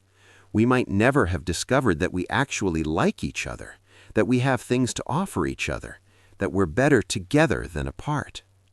They walked in silence for a while, both sitting with the complexity of this understanding, that terrible things can catalyze necessary changes, that loss can open doors to new connection, that sometimes the most painful experiences are also the most transformative. "She was our teacher," Catherine said finally. "Even in dying, especially in dying, she taught us something essential. Not intentionally, maybe, but still. She created the conditions for us to find each other." Nina nodded. "And you and I, we were meant to have this complicated relationship.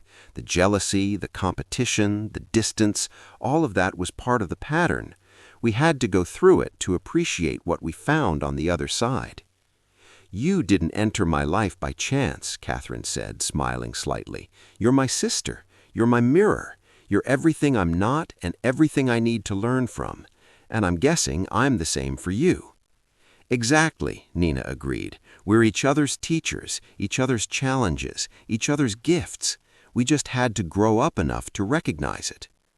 Their relationship continued to deepen over the years. They became each other's closest confidants, the first person they called with good news or bad. Their children, Catherine's biological kids, and the mentees Nina eventually worked with through her photography workshops, grew up knowing they had aunts who deeply loved each other despite their differences. And whenever either of them faced a challenging relationship in their lives, they remembered, people don't enter your life by chance.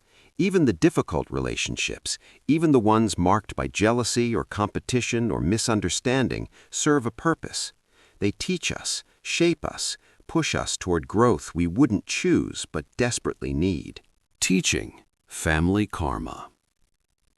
Rest here in stillness. Feel your breath flowing in and out, effortless and eternal. Notice how each inhale brings fresh energy, and each exhale releases what no longer serves. In Buddhist thought, we speak of karmic connections that span lifetimes. The people we're born into relationship with, our families, are not random assignments. We choose each other at soul level because we have lessons to learn together, karma to resolve, growth to facilitate.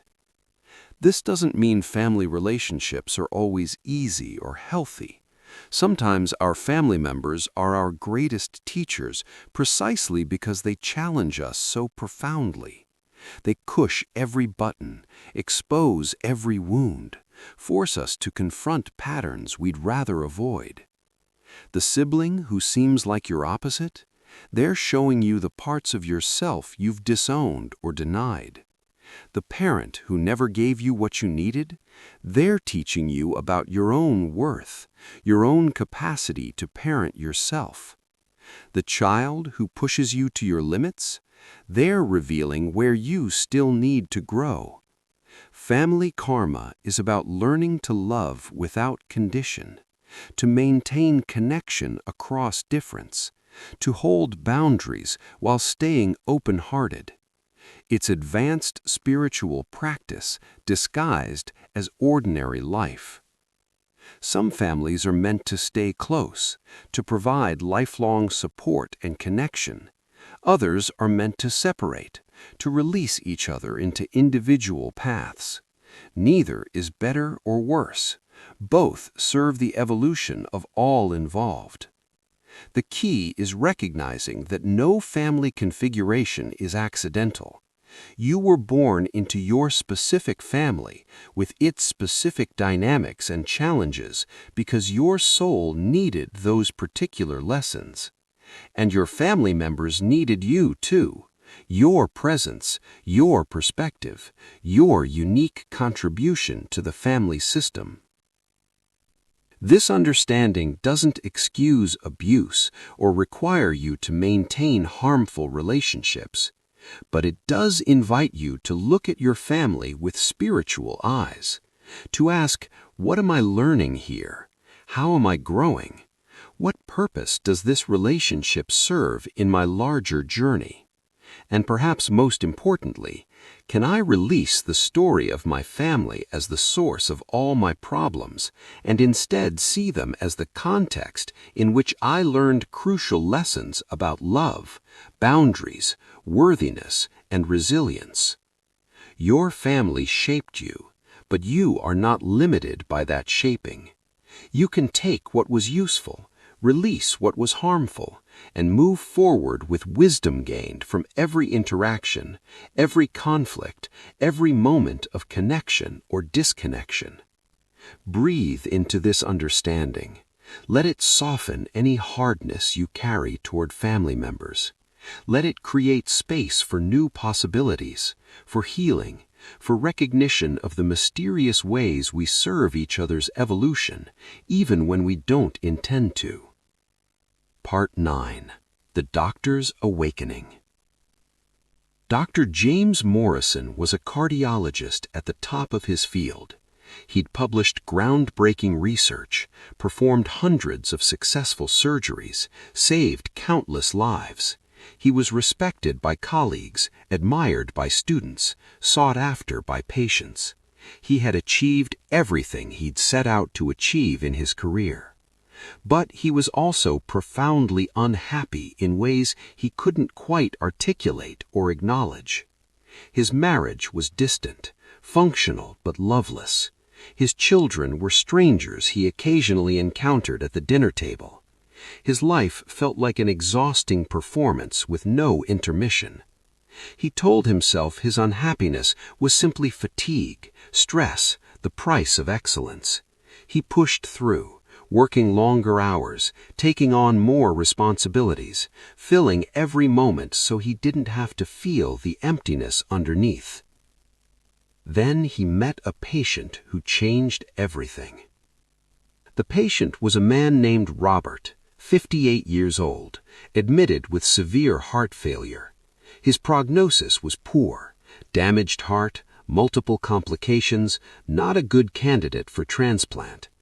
Dr. Morrison reviewed the case and determined there wasn't much he could do. Robert was dying, and medical intervention would only prolong the process without improving quality of life.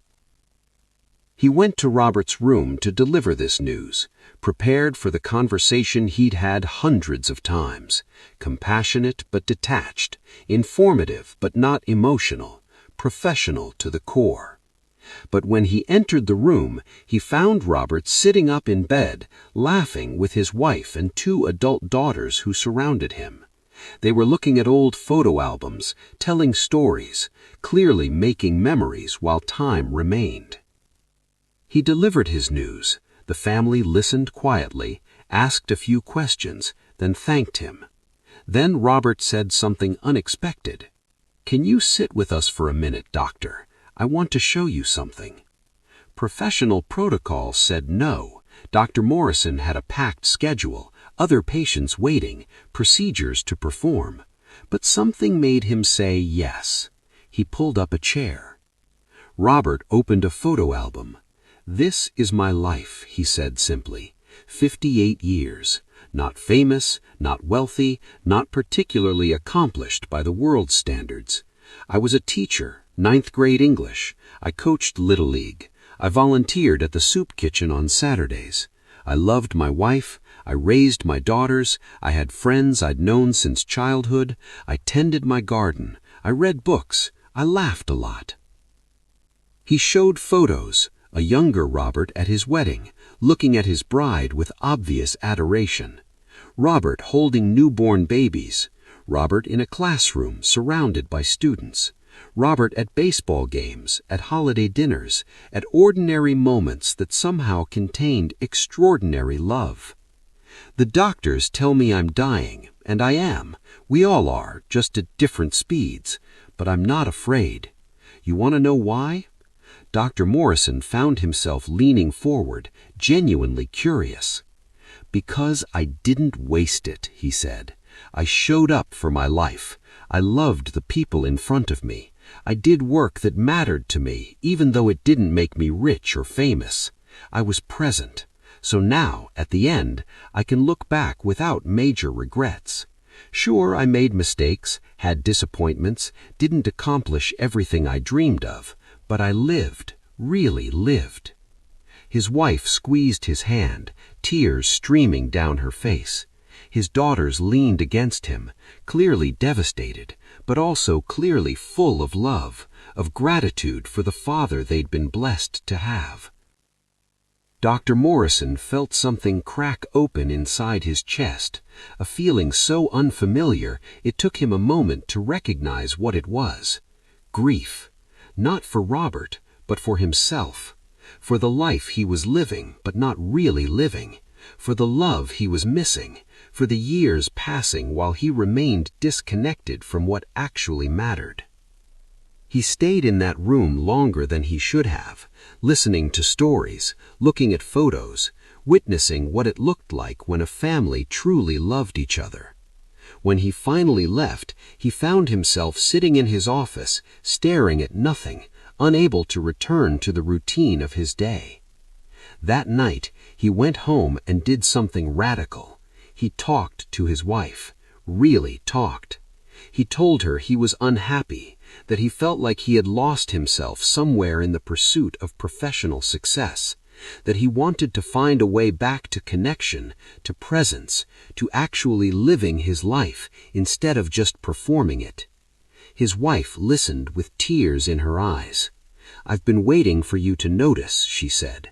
"I've been lonely in our marriage for years, but I didn't know how to reach you when you were always so busy, so focused on your work." They talked for hours that night, the longest, most honest conversation they'd had in decades. It wasn't easy. There was pain to acknowledge, resentment to process, patterns to recognize, but there was also hope, relief, the possibility of beginning again. Dr. Morrison started making changes. He reduced his schedule, setting boundaries he'd never set before. He started eating dinner with his family every night, actually present instead of mentally reviewing cases. He took up woodworking, something he'd loved as a young man but had abandoned for medicine. He scheduled regular date nights with his wife. He went to his kids' events and actually watched instead of checking his phone. His colleagues thought he'd lost his edge.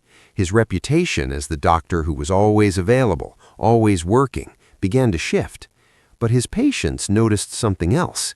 He was more present with them, more compassionate, more able to see them as whole human beings rather than just cases. And he went back to visit Robert regularly during his remaining weeks. Not as his doctor, other physicians had taken over Robert's care, but as someone who recognized a teacher when he met one. The day before Robert died, Dr. Morrison sat by his bedside. "Thank you," he said simply. "You entered my life at exactly the moment I needed to wake up. You showed me what matters. You gave me a gift I can never repay." Robert smiled weakly. "You'll repay it by living differently, by being present with your family, by recognizing that saving lives isn't just about medicine. It's about showing people how to actually live before they die. You'll repay it by passing along what you learned from me to someone else who needs to hear it." Robert died peacefully that night, surrounded by his family, his life complete. Dr. Morrison attended the funeral, where person after person stood up to talk about how Robert had touched their lives. Former students, baseball kids he'd coached, friends, family.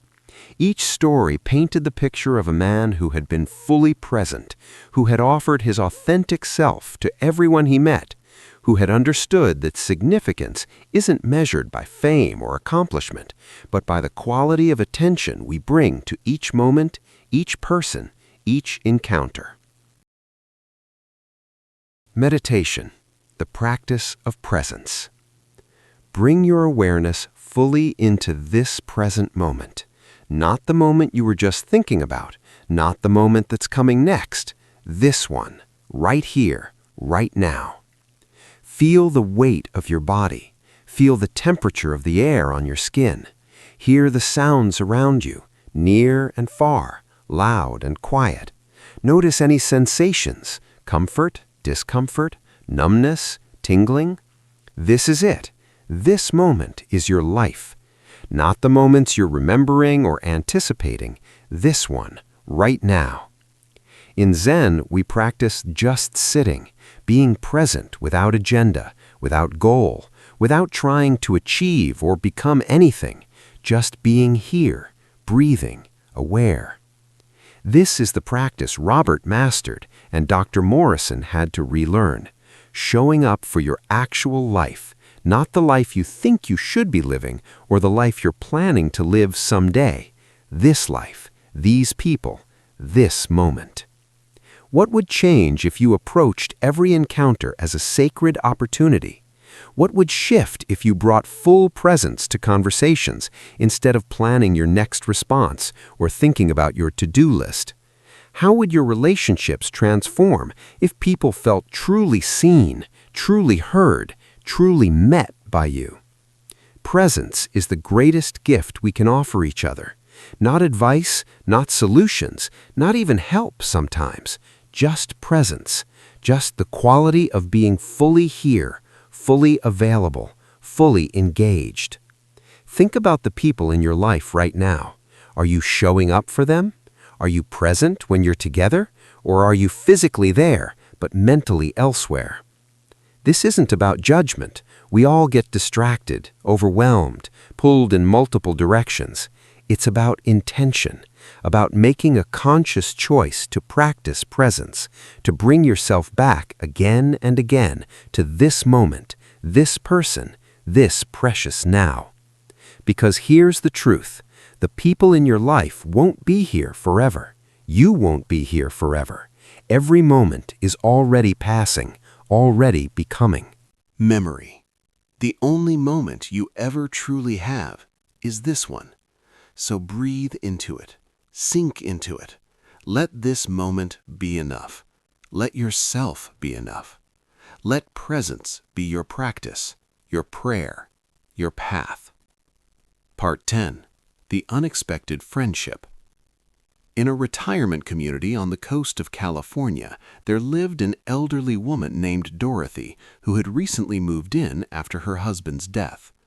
She was 83 years old, independent, sharp-minded, but deeply lonely. Her children lived far away, visited occasionally, and she'd left behind the neighborhood where she'd lived for 50 years, where everyone knew her name. Dorothy kept to herself at the retirement community. She attended some activities but remained on the periphery, politely declining invitations to join card games or book clubs. She told herself she was fine alone, that she didn't need new friends at her age, that she was just waiting out her remaining years with dignity and independence. Then a new resident arrived, a woman named Yuki, a Japanese-American woman in her late 70s who'd moved from Hawaii.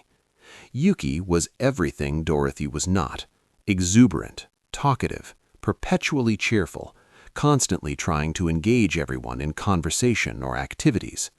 Dorothy found her irritating, too loud, too friendly, too insistent on treating everyone like potential best friends. When Yuki tried to sit with her at meals, Dorothy would politely excuse herself. When Yuki invited her to Tai Chi class, Dorothy declined. She wanted to be left alone. But Yuki persisted, not aggressively, not invasively, but with a gentle consistency that eventually wore down Dorothy's resistance. One afternoon, Yuki knocked on Dorothy's door with fresh-baked mochi and an invitation to tea. "I won't take no for an answer this time," Yuki said with a warm smile. "I've been here 6 weeks, and you're the only person who hasn't given me a chance. I'm starting to take it personally." Dorothy, caught off guard and raised to be polite, let her in. They sat in Dorothy's small apartment, drinking tea, and Yuki talked about her childhood in Hawaii, her late husband who'd been a fisherman, her 3 children and 7 grandchildren, her love of gardening and cooking. She asked Dorothy questions too, genuinely curious, not just making conversation. Slowly, Dorothy began to thaw. She found herself telling Yuki about her husband, about the grief that sat like a stone in her chest, about feeling invisible in this new place where no one knew her history, her story, who she'd been. "I understand," Yuki said softly. "When my husband died 5 years ago, I wanted to die too. Not actively, but I stopped caring about living. I went through the motions, cooking, cleaning, seeing family, but I felt like a ghost, like the real me had died with him." Dorothy felt tears prick her eyes. Yes, exactly that. "But then something shifted," Yuki continued. "My granddaughter said something that woke me up. She said, 'Grandma, you're still here for a reason. You haven't finished your work yet.' At first I thought that was nonsense. What work did I have left? But then I realized the work is connection. The work is love. The work is showing up for people, being present, creating joy and meaning in whatever time remains." She looked at Dorothy intently. "You and we're not here by accident. We're neighbors because we have something to offer each other, something to learn from each other. I needed someone like you, someone real, someone who doesn't pretend everything is fine all the time, someone with depth. And I think you need someone like me, someone who reminds you that life isn't over just because grief feels overwhelming, someone who can coax you back into engagement with the world." Dorothy wanted to dismiss this, to retreat back into her comfortable isolation, but something in Yuki's words landed true. She was tired of being alone, tired of grief, tired of waiting to die. "Okay," she said quietly, "let's have tea again next week." That simple agreement was the beginning of an unlikely friendship that transformed both women's lives. They started spending time together daily, morning walks along the beach, shared meals, Tai Chi classes, gardening in the community garden. They talked about everything: their marriages, their children, their regrets, their joys, their fears about aging and death. They were very different: Dorothy reserved and introspective, Yuki expressive and extroverted.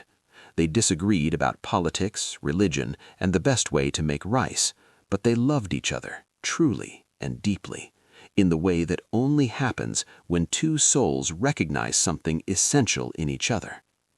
Dorothy became more engaged with life. She joined the book club, started volunteering to read to children at the local library, began reaching out to other residents who seemed lonely or isolated. Yuki's friendship had awakened something in her, a sense of purpose, a remembering that she still had gifts to offer, that her life still mattered. 2 years into their friendship, Yuki had a stroke. It was significant. She lost some mobility, some speech capacity. She moved from independent living to assisted care, requiring help with daily activities. Dorothy visited her every single day, sitting with her through difficult therapies, reading to her when she was tired, just being present when words weren't possible. "You don't have to do this," Yuki said, her words slurred but understandable. "I don't want to be a burden." Dorothy took her hand firmly. "You're not a burden. You're my friend. You showed up for me when I was drowning in grief and isolation. Now I show up for you. This is what we do. We carry each other through the hard parts. You taught me that." Yuki recovered more than doctors expected. Not fully, not to regain complete independence, but enough to have quality of life, to enjoy her grandchildren's visits, to participate in activities, to laugh and tell stories and continue being herself, just in a different form. And the friendship continued, adapted to new circumstances, but undiminished. They celebrated birthdays together, holidays together, the ordinary days that make up a life. They talked about death openly, without fear, both understanding that their time was limited, but also that the love they shared would somehow continue beyond physical form. When Dorothy died at 89, peacefully, in her sleep, exactly how she'd hoped, Yuki was devastated, but also grateful. Grateful for the 6 years of friendship they'd shared, for the way that Dorothy had enriched her life, for the love that had been both unexpected and exactly right. At Dorothy's memorial service, Yuki spoke through tears. Dorothy came into my life when I needed to remember that depth and authenticity matter more than surface cheerfulness. She taught me that it's okay to be sad, to grieve, to not always be on. And I hope I taught her something too, that it's never too late for new friendship, new love, new beginnings. We were meant to meet, I'm certain of it. 6 years wasn't long enough, but it was also exactly right. I wouldn't trade a single moment, even knowing how much losing her would hurt. Dorothy's children approached Yuki after the service. "Thank you," her daughter said. "Mom was so different after she met you, lighter, happier, more engaged. You gave her something we couldn't, even though we loved her. You gave her the gift of being truly seen and known at a time when she felt invisible." Yuki lived 3 more years after Dorothy's death, carrying their friendship like a sacred gift. She told their story often to anyone who would listen, emphasizing the teaching. Don't close yourself off. Don't assume you're too old for new friendship. Don't let fear or grief or loss make you retreat from connection. The people who enter your life, even late, even briefly, are not random. They're exactly who you need, carrying exactly what your soul requires. Stay open. Keep saying yes. Keep showing up. You never know when you're about to meet someone who will change everything. Reflection. Late life connections. Let your breathing be soft and easy now. Notice how natural it is, how it happens without effort or thought. Trust this rhythm, this ancient wisdom of your body that knows exactly what to do. One of the illusions we carry is that meaningful relationships only happen in youth or middle age, that past a certain point we're done forming significant connections. But this is not true. Every stage of life offers opportunities for deep friendship, for love, for soul recognition. Sometimes our most transformative relationships happen late in life, precisely because we've accumulated enough wisdom to fully appreciate them, enough experience to recognize what matters, enough clarity about our own mortality to not waste time with pretense or game playing. The person who enters your life at 80 might be as important as the person who entered at 20. Age doesn't diminish the significance of connection. It often deepens it, because there's less time for superficiality, less tolerance for relationships that don't feed the soul. If you're older, don't close yourself off to new friendship. Don't assume you've already met all the important people in your life. Stay curious, stay open, stay willing to be surprised by unexpected connection. If you're younger, pay attention to elder wisdom. The older people in your life, whether family or friends or chance encounters, carry teachings forged in decades of living. They've made mistakes you haven't made yet, learned lessons you haven't learned, survived losses you haven't faced. Their presence is not accidental. And regardless of your age, recognize that every stage of life has its teachers, its soul friends, its catalysts for growth. The work of connection never ends. The opportunity for love never closes. the web of interdependence continues weaving patterns throughout our entire lives, from birth to death, and perhaps beyond.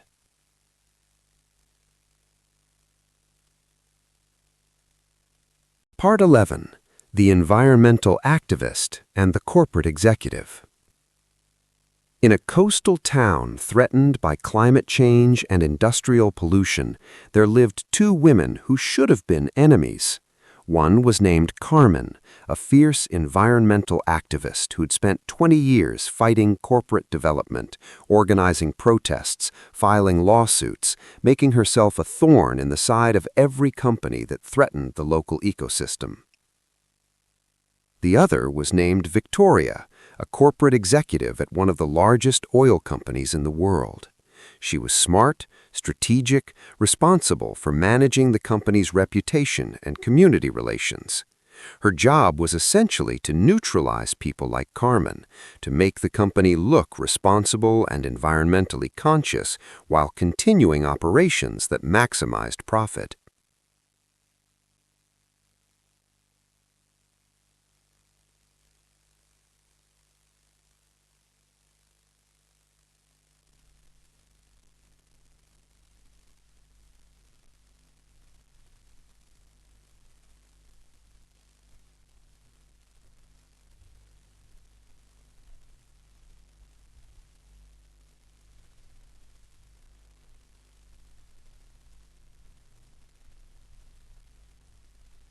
They met at a town hall meeting about a proposed offshore drilling project.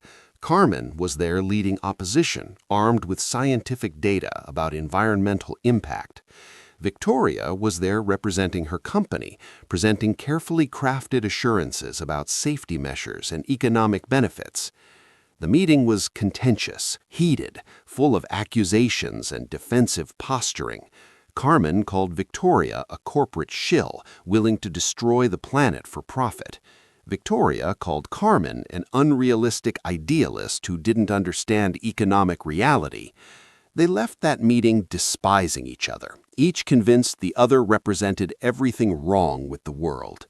But fate, or something deeper, kept bringing them together. They served on the same task force for coastal planning.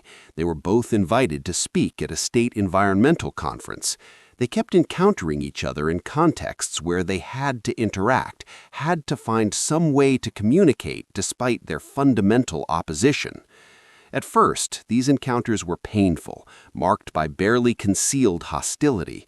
But slowly, incrementally, something shifted. They began to recognize each other's intelligence, each other's genuine commitment to their respective positions. They started having real conversations instead of just performing their roles. One evening, after a particularly frustrating task force meeting, they found themselves in the parking lot at the same time. It was raining.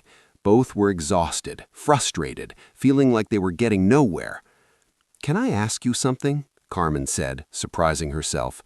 "Do you actually believe the things you say about your company being environmentally responsible, or is it just your job to say them?" Victoria was quiet for a long moment. Then, with unexpected honesty, she said, "Both. I believe we're doing better than we used to. I believe the regulations and oversight matter, but I also know it's not enough, that we're still causing harm, that profit will always come first in corporate decision-making.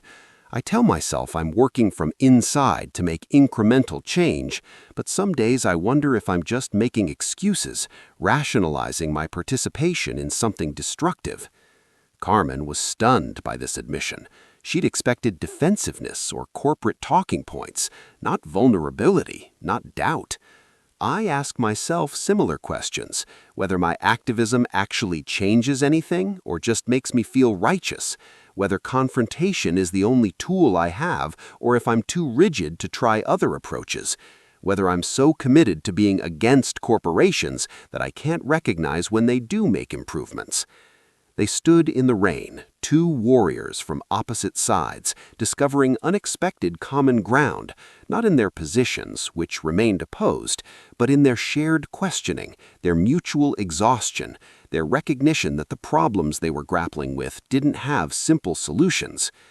"Want to get coffee?" Victoria asked, not to strategize or debate, just to talk, human to human. Carmen hesitated, then nodded. That coffee became weekly meetings. They established ground rules.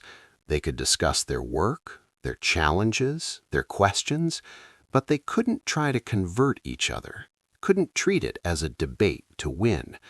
They were there to understand, not to change minds. These conversations transformed both of them.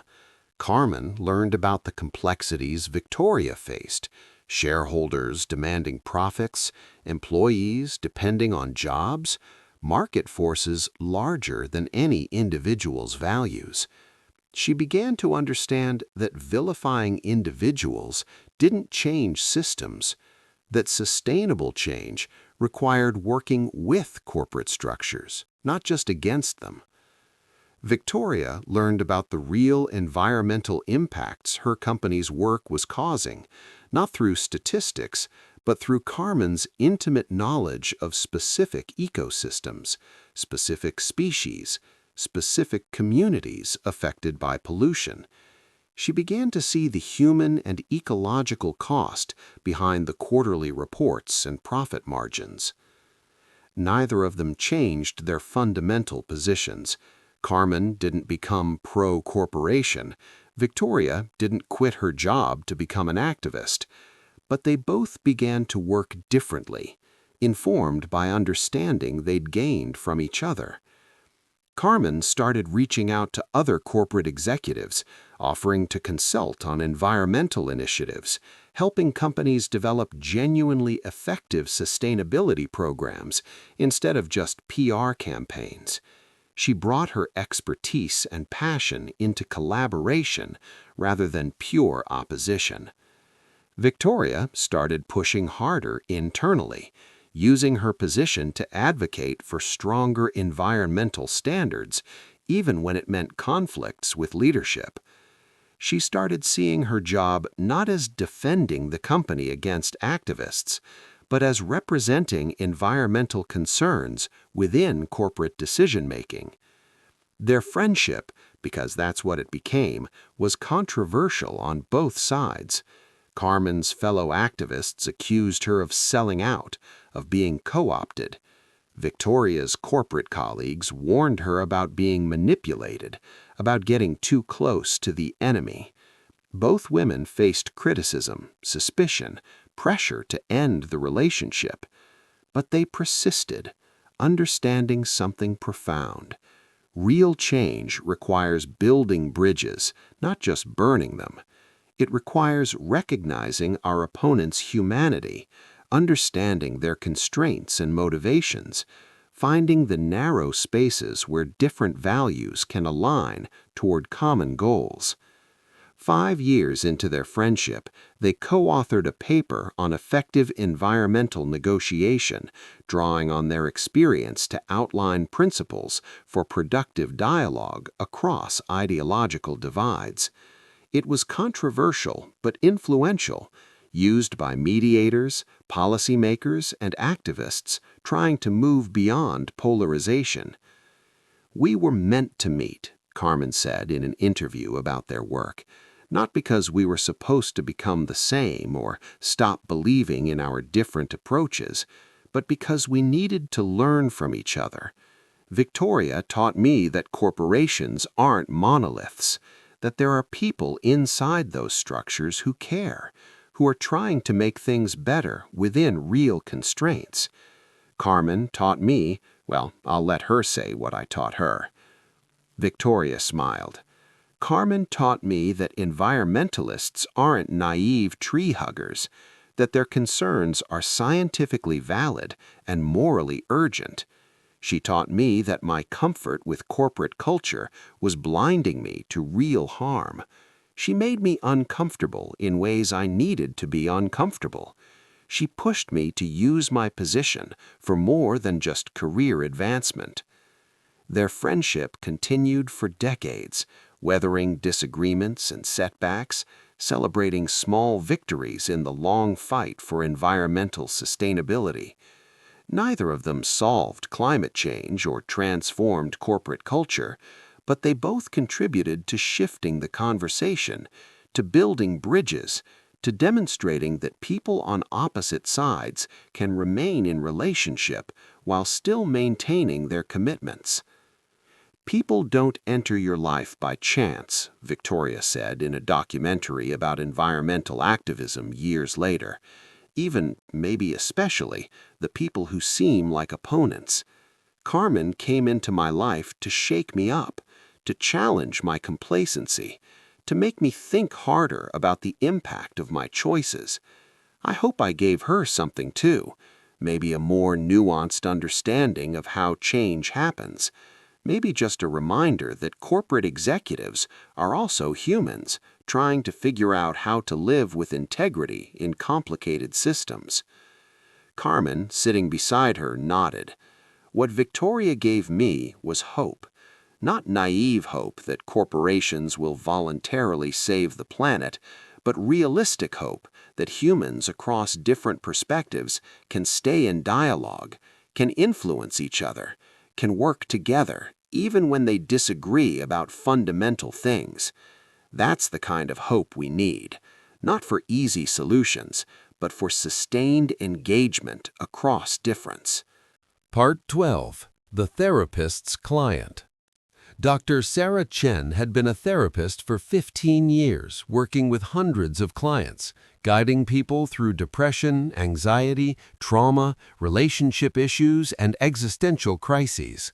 She was good at her work, compassionate, skilled, professionally boundaried. She took her clients' pain seriously, but didn't absorb it, maintaining the healthy separation that allows therapists to keep showing up day after day. Then Marcus came into her practice. He was referred by another therapist who was relocating. The referral note mentioned complex trauma, difficulty trusting, multiple treatment failures. Sarah had worked with challenging clients before, so she wasn't intimidated. Their first session was unremarkable. Marcus was guarded, answering questions minimally, clearly testing whether this new therapist would be like all the others who hadn't helped. Sarah maintained her professional warmth, established boundaries, explained her approach. But over the following weeks, something unexpected happened.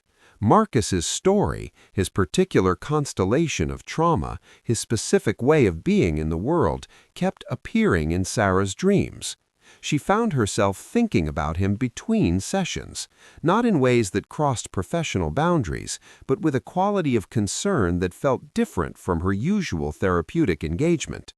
She examined this carefully in her own therapy and supervision.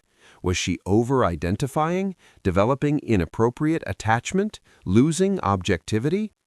Her supervisor helped her see something else. Marcus was triggering something in her own history, some unexamined wound that was seeking attention. Sarah had grown up with an alcoholic parent. She'd spent her childhood trying to fix her mother, trying to be good enough to make her mother want to stop drinking. It never worked, and Sarah had carried a wound of not enoughness, of failure, of the belief that love meant fixing people. She'd chosen therapy as a profession in part to continue that pattern, to finally succeed at fixing people in ways she couldn't fix her mother.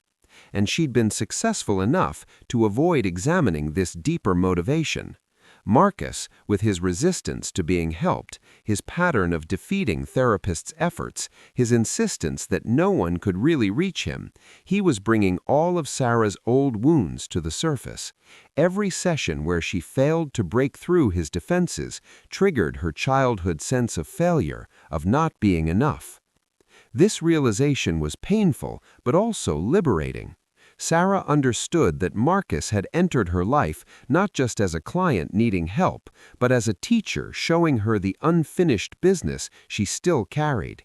His very resistance was the gift, the opportunity to finally examine and heal her own patterns around helping, fixing, and earning love through usefulness. She brought this awareness into their therapeutic relationship, not by sharing her own history, that would be inappropriate, but by shifting her approach. She stopped trying to fix Marcus, stopped pushing for breakthrough or transformation, stopped measuring success by his progress. Instead, she simply showed up, present, accepting, consistent, without an agenda, without the need to prove her therapeutic skill, without using him to meet her own unmet needs. This shift was subtle but profound. Marcus felt it immediately. For the first time in years of therapy, he sensed he was with someone who didn't need him to change, didn't need to succeed at helping him, didn't have a hidden agenda. And paradoxically, this was what finally allowed him to begin healing. When Sarah stopped trying to fix him, he stopped needing to resist. When she accepted him exactly as he was, he found space to imagine being different. Their therapeutic relationship deepened. Marcus began to trust, to open up, to engage with his trauma rather than defending against it. Sarah watched this transformation with professional satisfaction, but also with personal gratitude. He was teaching her as much as she was teaching him, maybe more. 2 years into their work together, Marcus was ready to terminate therapy. He'd done the work he needed to do, developed tools for managing his mental health, reconnected with parts of himself he'd shut down after trauma. He was ready to move forward independently. In their final session, Marcus said something that moved Sarah deeply. "I don't know if I'll ever fully understand why we were matched as therapist and client. Other therapists were more experienced, had more specialized training, but something about working with you was different. You met me where I was. You didn't have an agenda for who I should become. And somehow, that's what I needed most, to be seen and accepted as I was, not as a problem to solve." Sarah smiled. "You taught me something too. You showed me where I was still carrying wounds from childhood, where I was using my work to meet unmet needs rather than truly serving clients. You gave me the gift of recognizing those patterns so I could heal them. I'm grateful for that gift, even though it wasn't always comfortable to receive." Marcus looked surprised. "You taught me something? I was such a difficult client." "The difficult clients are often the best teachers," Sarah replied. "They push us to examine our own stuff, to get clearer about boundaries, to distinguish between our needs and theirs. You entered my life at exactly the moment I needed to do that work. Nothing about our therapeutic relationship was random." After Marcus left her practice, Sarah continued to reflect on what she'd learned from him. She became a better therapist, less invested in outcomes, more comfortable with clients' resistance, more able to be present without an agenda. She also did deeper personal work on her childhood wounds, finally releasing the belief that love must be earned through usefulness. Years later, she'd use this experience in training new therapists. "Your most challenging clients are gifts," she'd tell them. "They're mirrors showing you where you still need to grow. They're teachers disguised as people needing help. Stay curious about what each client triggers in you. That information is gold, both for your own healing and for becoming a clearer, more effective therapist." One student asked, "But isn't that using clients for our own growth? Shouldn't it just be about helping them?" Sarah smiled. "It's both. We help them, and they help us. That's the nature of real relationship. Mutual influence, mutual teaching, mutual transformation. The belief that help only flows one direction is an illusion. In truth, we're all healing each other, all teaching each other, all serving each other's evolution. The professional relationship just makes that dynamic more structured, more boundaried, but it doesn't change the fundamental truth. No one enters your life by chance, especially not the people who challenge you most." Contemplation, what we trigger in each other. Rest in this peaceful state. Feel how calm you've become, how relaxed, how open. There's nothing to do, nowhere to go, nothing to figure out. Just rest here, breathing, being, allowing. One of the deepest teachings about relationship is that we trigger each other. The people in our lives activate our wounds, push our buttons, bring up unfinished business we'd rather avoid. This is not a design flaw, it's a design feature. We can't heal what we can't feel. We can't see our blind spots alone. We need mirrors, need catalysts, need other people to show us where we're still carrying unexamined pain, unhealthy patterns, limiting beliefs. The person who makes you instantly angry is showing you where you carry anger that predates them. The person who triggers your anxiety is highlighting anxiety that lives in your nervous system, waiting for the right stimulus. The person who makes you feel inadequate is touching a wound of inadequacy that existed before they appeared. This doesn't excuse bad behavior or mean we should stay in harmful relationships, but it does invite us to ask, what is this person showing me about myself? What old wound is being activated? What pattern is being revealed? When we approach triggers with curiosity rather than reactivity, they become portals to healing. The person who triggered us becomes a teacher, whether they intended to or not, whether they'll ever know they served that purpose or not. Think about someone who triggers you regularly. Instead of focusing on what they're doing wrong, ask, what am I learning about myself through my reaction to them? What old pain is seeking attention? What belief about myself or the world is being challenged?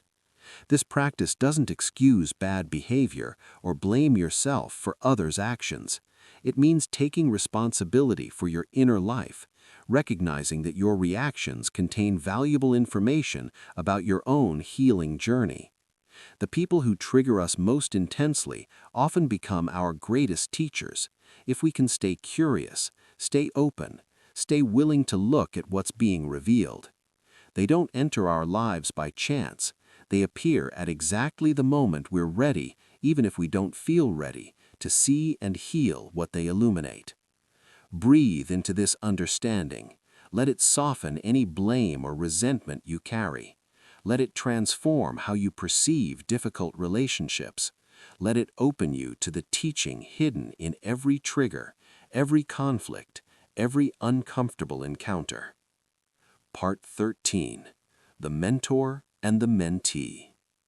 In a prestigious university, there was a young professor named Dr. Amelia Rodriguez who had achieved success early, PhD by 25, published author by 27, tenure-track position by 29. She was brilliant, ambitious, driven, and also profoundly insecure beneath her competent exterior. She compensated for her insecurity by being perfect, never showing weakness, never admitting uncertainty, maintaining an image of complete control and expertise. Her students admired her, but also feared her slightly, sensing that she didn't tolerate mistakes or vulnerability. Then she was assigned a graduate student advisee named Jordan, a non-binary student in their 30s who'd come to academia late after years in the workforce. Jordan was intelligent but unpolished, confident about some things and completely lost about others, willing to ask stupid questions and admit when they didn't understand something. At first, Amelia found Jordan frustrating. They didn't meet her expectations of how graduate students should present themselves. They asked too many basic questions, challenged conventional wisdom without seeming to understand it first, brought personal experiences into academic discussions in ways that felt unprofessional. Amelia tried to shape Jordan into a more conventional student, offering feedback that essentially said, "Be more like me, hide your uncertainty, project more authority, stop being so openly confused." But Jordan pushed back, not disrespectfully, but firmly. "I don't want to pretend I understand things I don't. I came to graduate school to learn, not to perform expertise I don't have. Why would I hide my questions? Isn't that the whole point of education, to ask questions?" This response irritated Amelia, but it also planted a seed. She started noticing her own performance of expertise, the exhausting maintenance of her perfect facade, the way she avoided asking colleagues for help or admitting when she was struggling. One day, Amelia attended a faculty meeting where a senior professor, someone she deeply respected, openly admitted he didn't understand a new statistical method and asked for help learning it. The other faculty members responded warmly, offering to teach him, sharing resources, treating his vulnerability as normal rather than shameful. Amelia was stunned. Here was someone with decades of experience, with publications and grants and international reputation, comfortable enough to admit ignorance. Why couldn't she do the same? She started observing Jordan more carefully, started seeing her openness not as a flaw, but as a strength. Jordan built genuine relationships with other students precisely because they were willing to be real, to struggle openly, to ask for help. They created study groups, collaborative projects, supportive communities. They weren't isolated in competitiveness the way Amelia had been as a grad student. Slowly, Amelia began to shift her mentoring approach. Instead of trying to make Jordan more like her, she started learning from Jordan's different way of being in academia. She began to model more vulnerability in her teaching, admitting when questions stumped her, inviting students into genuine intellectual inquiry rather than performance of expertise. The change in her classroom was remarkable. Students became more engaged, more willing to take risks, more honest about their confusion. Learning deepened because people felt safe to struggle, safe to not know, safe to be in process rather than pretending to have arrived. Jordan noticed the change in Amelia, too. "You seem different lately," they said after one of their mentoring meetings. "More relaxed, more real. It's nice. Makes me feel like I can bring my full self to our conversations instead of trying to be some idealized version of a grad student." Amelia smiled. "You've taught me something important, that vulnerability isn't weakness, that admitting uncertainty is honest rather than shameful, that real learning happens when we drop our performance and just be present with what we don't know." Jordan looked thoughtful. "I didn't realize I was teaching you anything. I thought you were just tolerating my messiness." "I was at first, but then I started paying attention to how you move through the world, the relationships you build, the ease you have with not knowing, the confidence that doesn't depend on being right all the time. And I realized you had wisdom I lacked. You've been my teacher as much as I've been yours." Their relationship deepened after that conversation. Amelia became more honest about her own struggles, with imposter syndrome, with work-life balance, with the pressure to constantly prove herself. Jordan offered perspective from their years in the workforce, from their experience navigating the world as a non-binary person, from their hard-won wisdom about authenticity. When Jordan successfully defended their dissertation 3 years later, Amelia spoke at the celebration. "Jordan came into my academic life as my advisee, but they've been my teacher in ways I never expected. They've shown me that there are many ways to be a scholar, many paths to wisdom, that the model of academic perfection I was chasing was making me small rather than large. They've taught me that mentoring is mutual, that if we're paying attention, our students teach us as much as we teach them." Jordan, in their thank you speech, echoed this sentiment. "Dr. Rodriguez came into my life at exactly the right moment, not because she knew all the answers, but because she was willing to learn alongside me, to be changed by our relationship, to let go of the illusion that good mentoring means having everything figured out. She gave me the greatest gift a mentor can give, the freedom to find my own path while still offering guidance and support."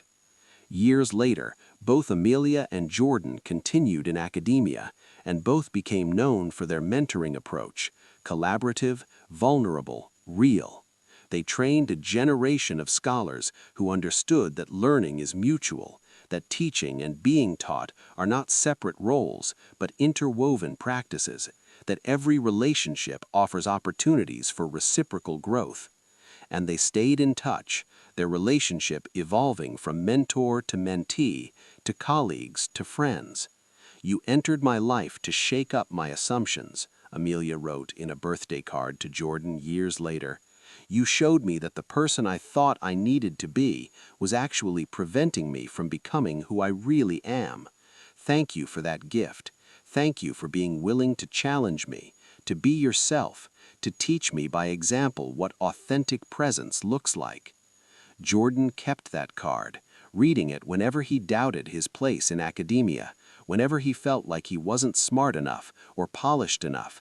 It reminded him that his way of being had value, that what he'd initially seen as Teaching.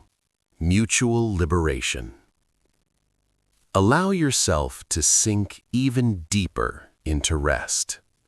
Feel how heavy your body has become, how peaceful your mind, how open your heart. You're floating in a state of perfect receptivity, absorbing these teachings at a level deeper than conscious understanding. In traditional teaching models, knowledge flows one direction, from teacher to student, from expert to novice, from the one who knows to the one who doesn't know. But this model is incomplete, based on an illusion of separateness that Zen Buddhism challenges. The truth is that teaching and learning are mutual, reciprocal, circular. When I teach you something, I deepen my own understanding.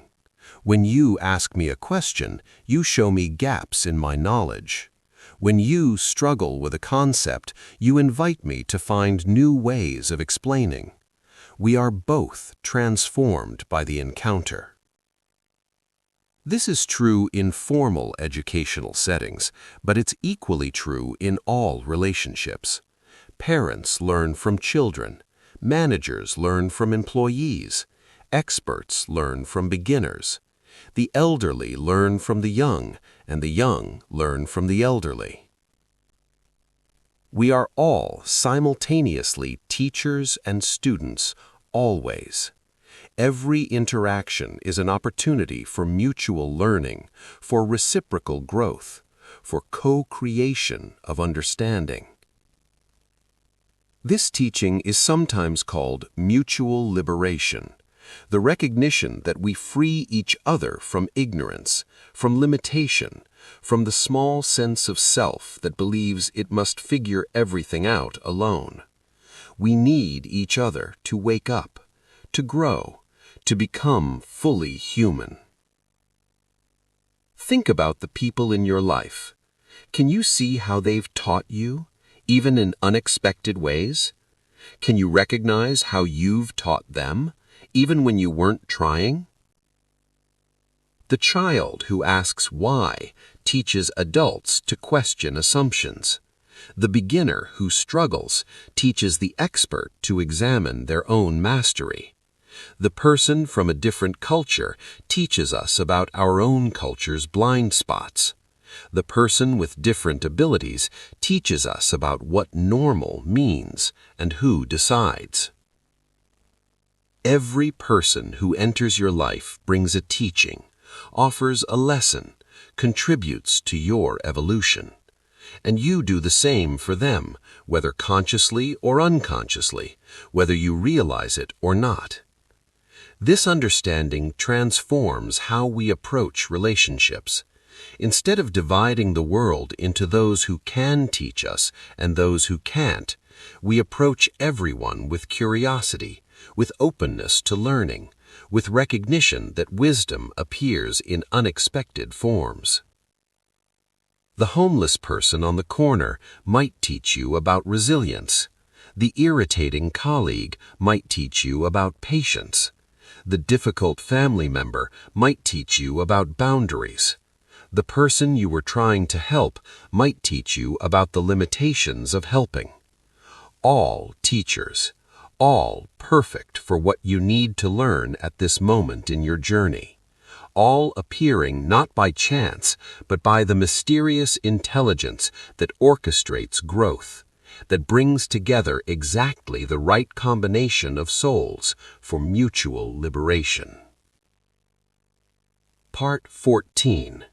The Neighbors Across Generations.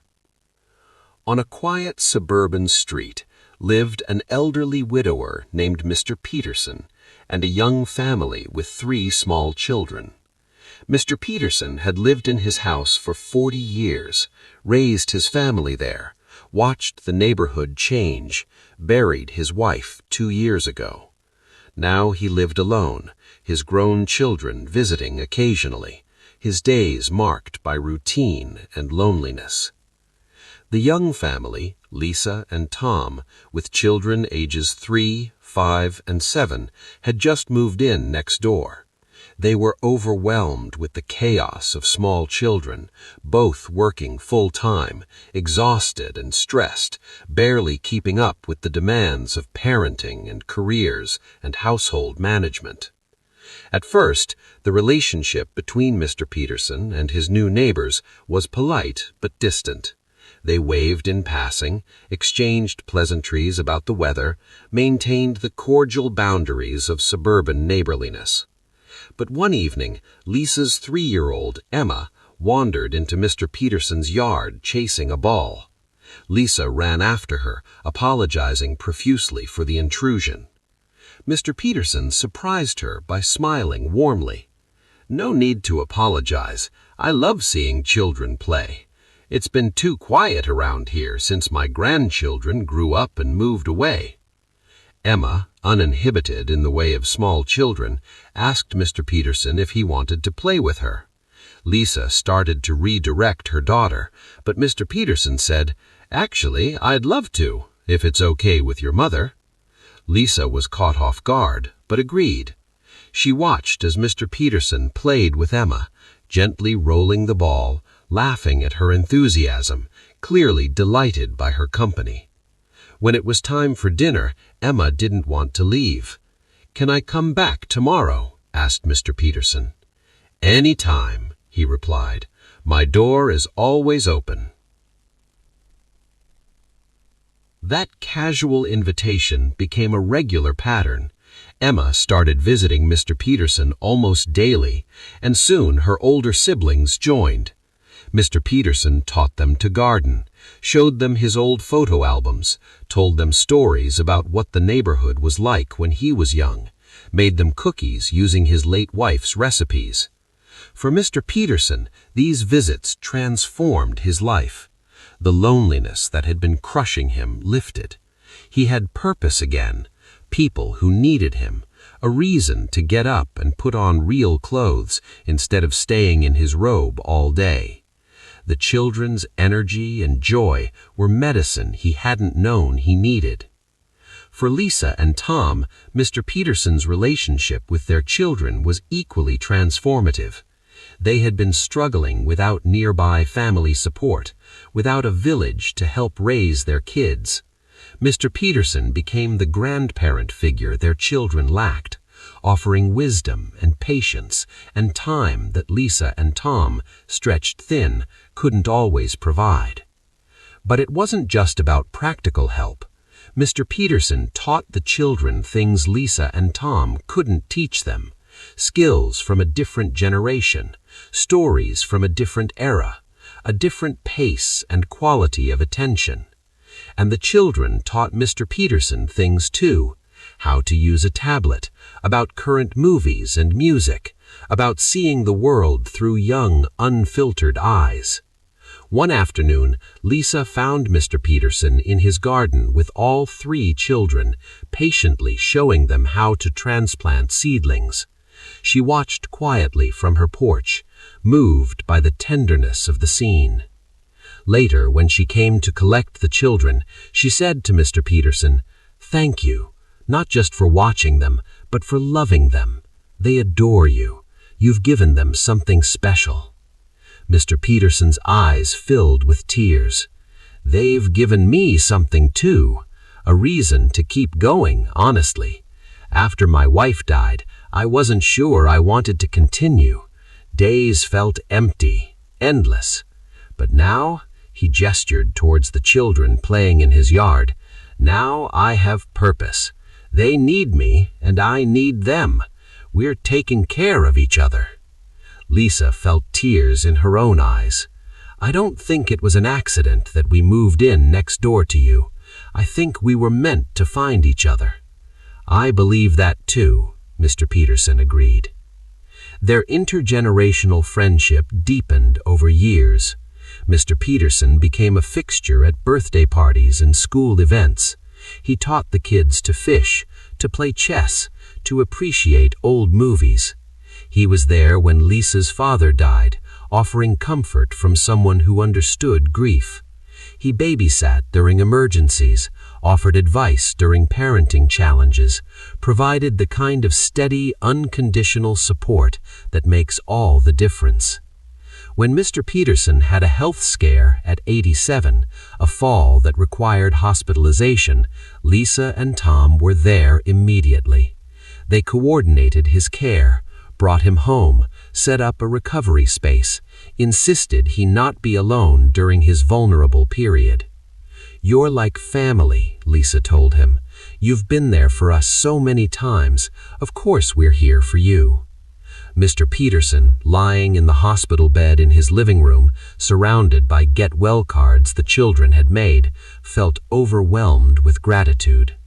"I thought," he said quietly, "that the last chapter of my life would be lonely, that I'd just fade away in this empty house.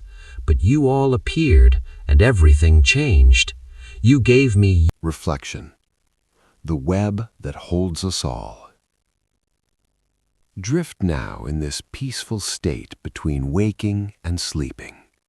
Feel how your consciousness is expanding, how boundaries are dissolving, how you're connected to everything and everyone in ways that transcend physical separation. Throughout this long journey tonight, we've explored many stories, many teachings, many examples of how people enter our lives not by chance, but by necessity, by purpose, by the mysterious working of interconnection. We've seen teachers and students who taught each other. We've witnessed enemies who became friends, revealing unexpected common ground. We've explored how difficult people serve as mirrors and catalysts. We've recognized how late-life friendships can be as profound as early ones. We've observed how family karma works across generations. We've understood how professional relationships carry personal teachings. All of these stories point toward one fundamental truth. You are not walking through life alone, encountering random strangers in meaningless sequences. You are participating in an intricate web of connection where every thread matters, where every intersection point holds meaning, where nothing is wasted and no one is truly random. The person sitting next to you on the bus might say exactly the words you need to hear. The difficult boss might be preparing you for leadership you don't yet know you're ready for. The friend who betrays you might be showing you where you've betrayed yourself. The child who asks innocent questions might be pointing toward wisdom you've forgotten. All teachers, all mirrors, all gifts, wrapped in the ordinary packaging of daily encounters. This understanding doesn't require believing in fate or destiny or some cosmic puppet master controlling everything.